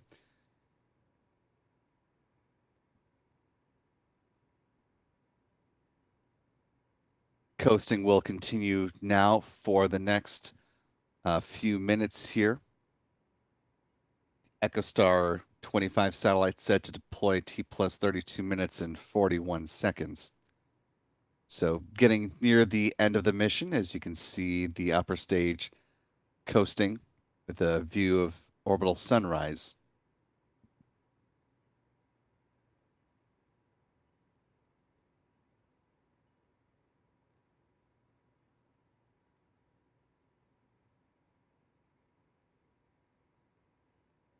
Taking a look back at our live chat as we're awaiting the deployment of EchoStar 25. Want to thank a few folks for your support tonight. Thanks to Jasper RW for a $5 super chat. Thank you, Jasper.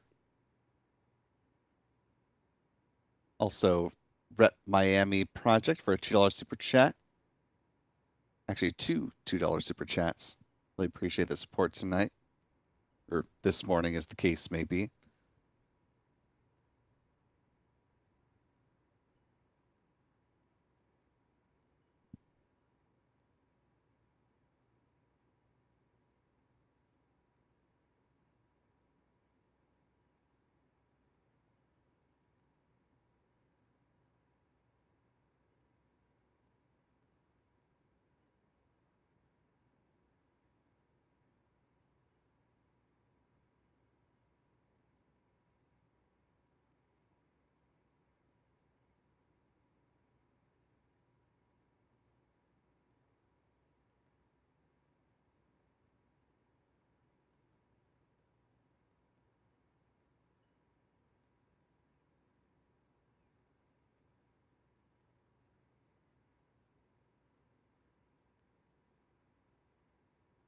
As we're approaching the final couple of minutes before deployment of the EchoStar 25 satellite and we get to the end of our coverage, want to remind folks that got another way that you can support our coverage here at Spaceflight now. In addition to watching the videos, liking the channel, if you are able to help us support monetarily, you can go ahead and Scan this QR code that you see there in the bottom right-hand corner of your screen. That'll bring you over to our new donate page. There you can see some descriptions of the various ways in which we use the monetary contributions to the channel, not only to help support our staff, but also in very specific reporting ventures, supporting our infrastructure and helping to bring quality reporting on the ground from here in Florida and elsewhere across the country. Just now, T plus 31 minutes, 20 seconds and counting post liftoff. Let's go ahead and key back in here to the upper stage of the Falcon 9 rocket as we're about to see deployment of the satellite.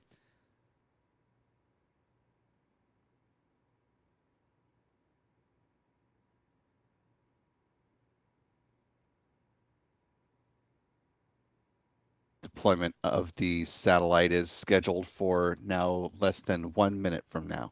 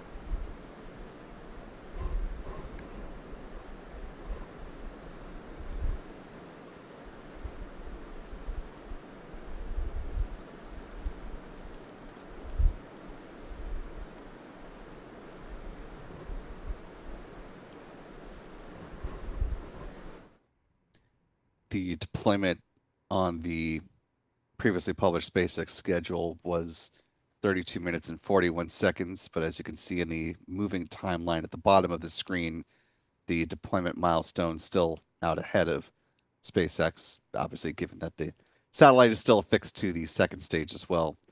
So we don't have a more precise deployment time for you, unfortunately. We'll have to wait and see when deployment actually takes place. Seeing a bit of breakup in the video as well. Just the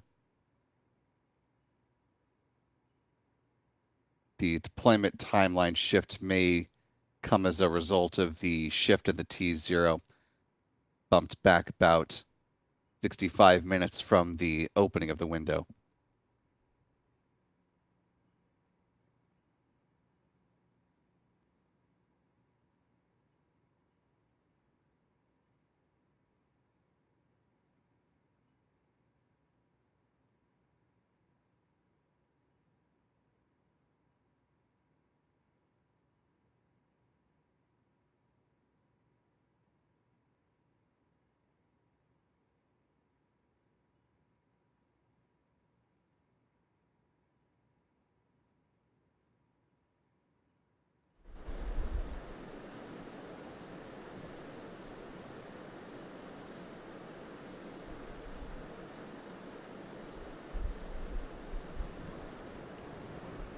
Payload separation confirmed.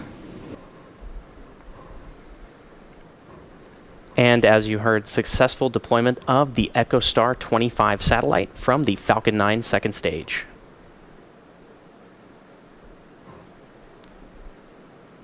And we've got an amazing view on our screen right now as the satellite separates away. Now that'll be bringing us to the end of our live mission coverage. We would like to thank EchoStar for entrusting us with their spacecraft tonight. Be sure to check SpaceX.com/launches for the most up-to-date information on upcoming missions, and follow us at SpaceX on X. And we'll see you back here for more launch coverage soon.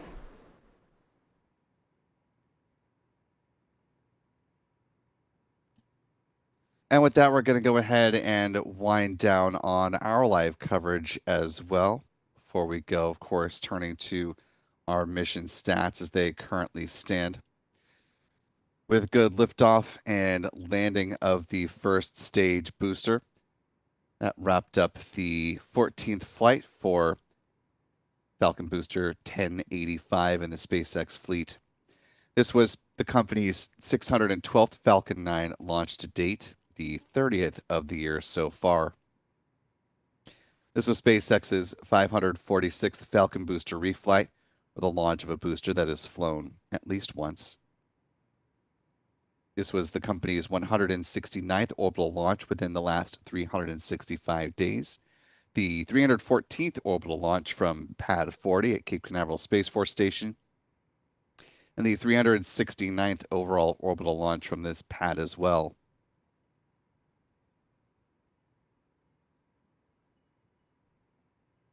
Here's the bar chart representation for the Falcon family of rockets.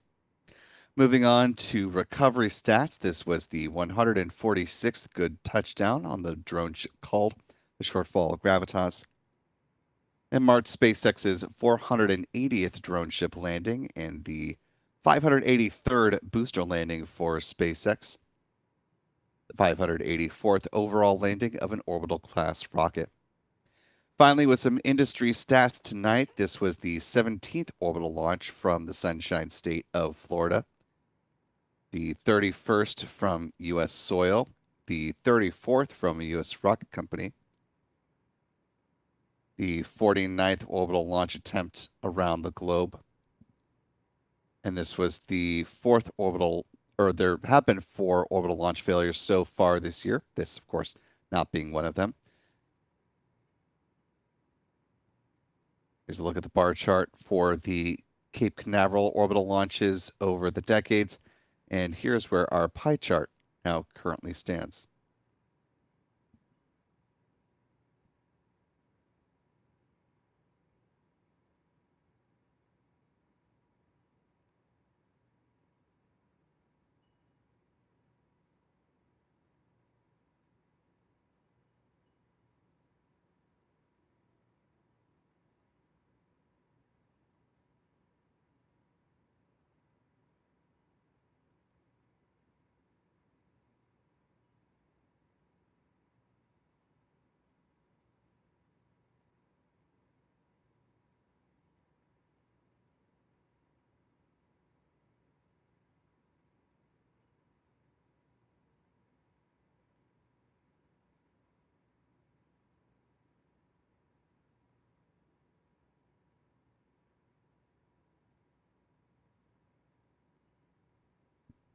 Before we go ahead and fully wrap this up, we've got one last look back at part of the SpaceX broadcast just to highlight some of the visuals and audio from the landing of the first Nominal orbit insertion. And there's our booster. confirmation of good What's orbit. this in it? Now coming up in just a few moments, we should be hearing that. And there's that landing burn of the Stage Falcon 1 9 landing burn startup. first stage. Now as that burn happens, you'll see a drastic decrease in the speed and altitude of the vehicle.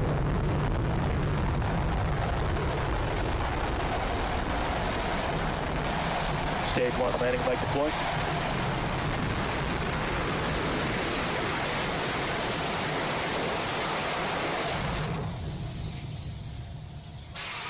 Stage 1 landing confirmed. And fantastic.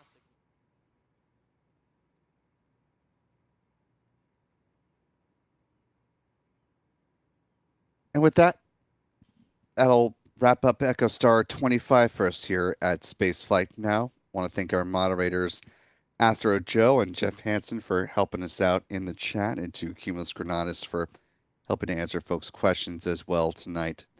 A big thanks to our friends Pete Carsons with Max Q Productions and to Chuck and Jen Briggs with C&J Images for their assistance in tracking the Falcon 9. Thanks as always to our excellent team of photographers for capturing the flight of the Falcon 9, to Adam Bernstein and Michael Kane and John Pisani as well for assisting with the photography side of things, along with handling the technical aspects of the broadcast. with our editor, Stephen Young. Most importantly, though, thanks to you for wherever you've been watching from. We certainly appreciate your time and attention and look forward to welcoming you back in here when next we have a launch to cover. For all of us here at Spaceflight Now, I'm Will Robinson Smith. Remember, be good to yourselves, be good to others, and we will see you next time, folks. Until then, bye-bye.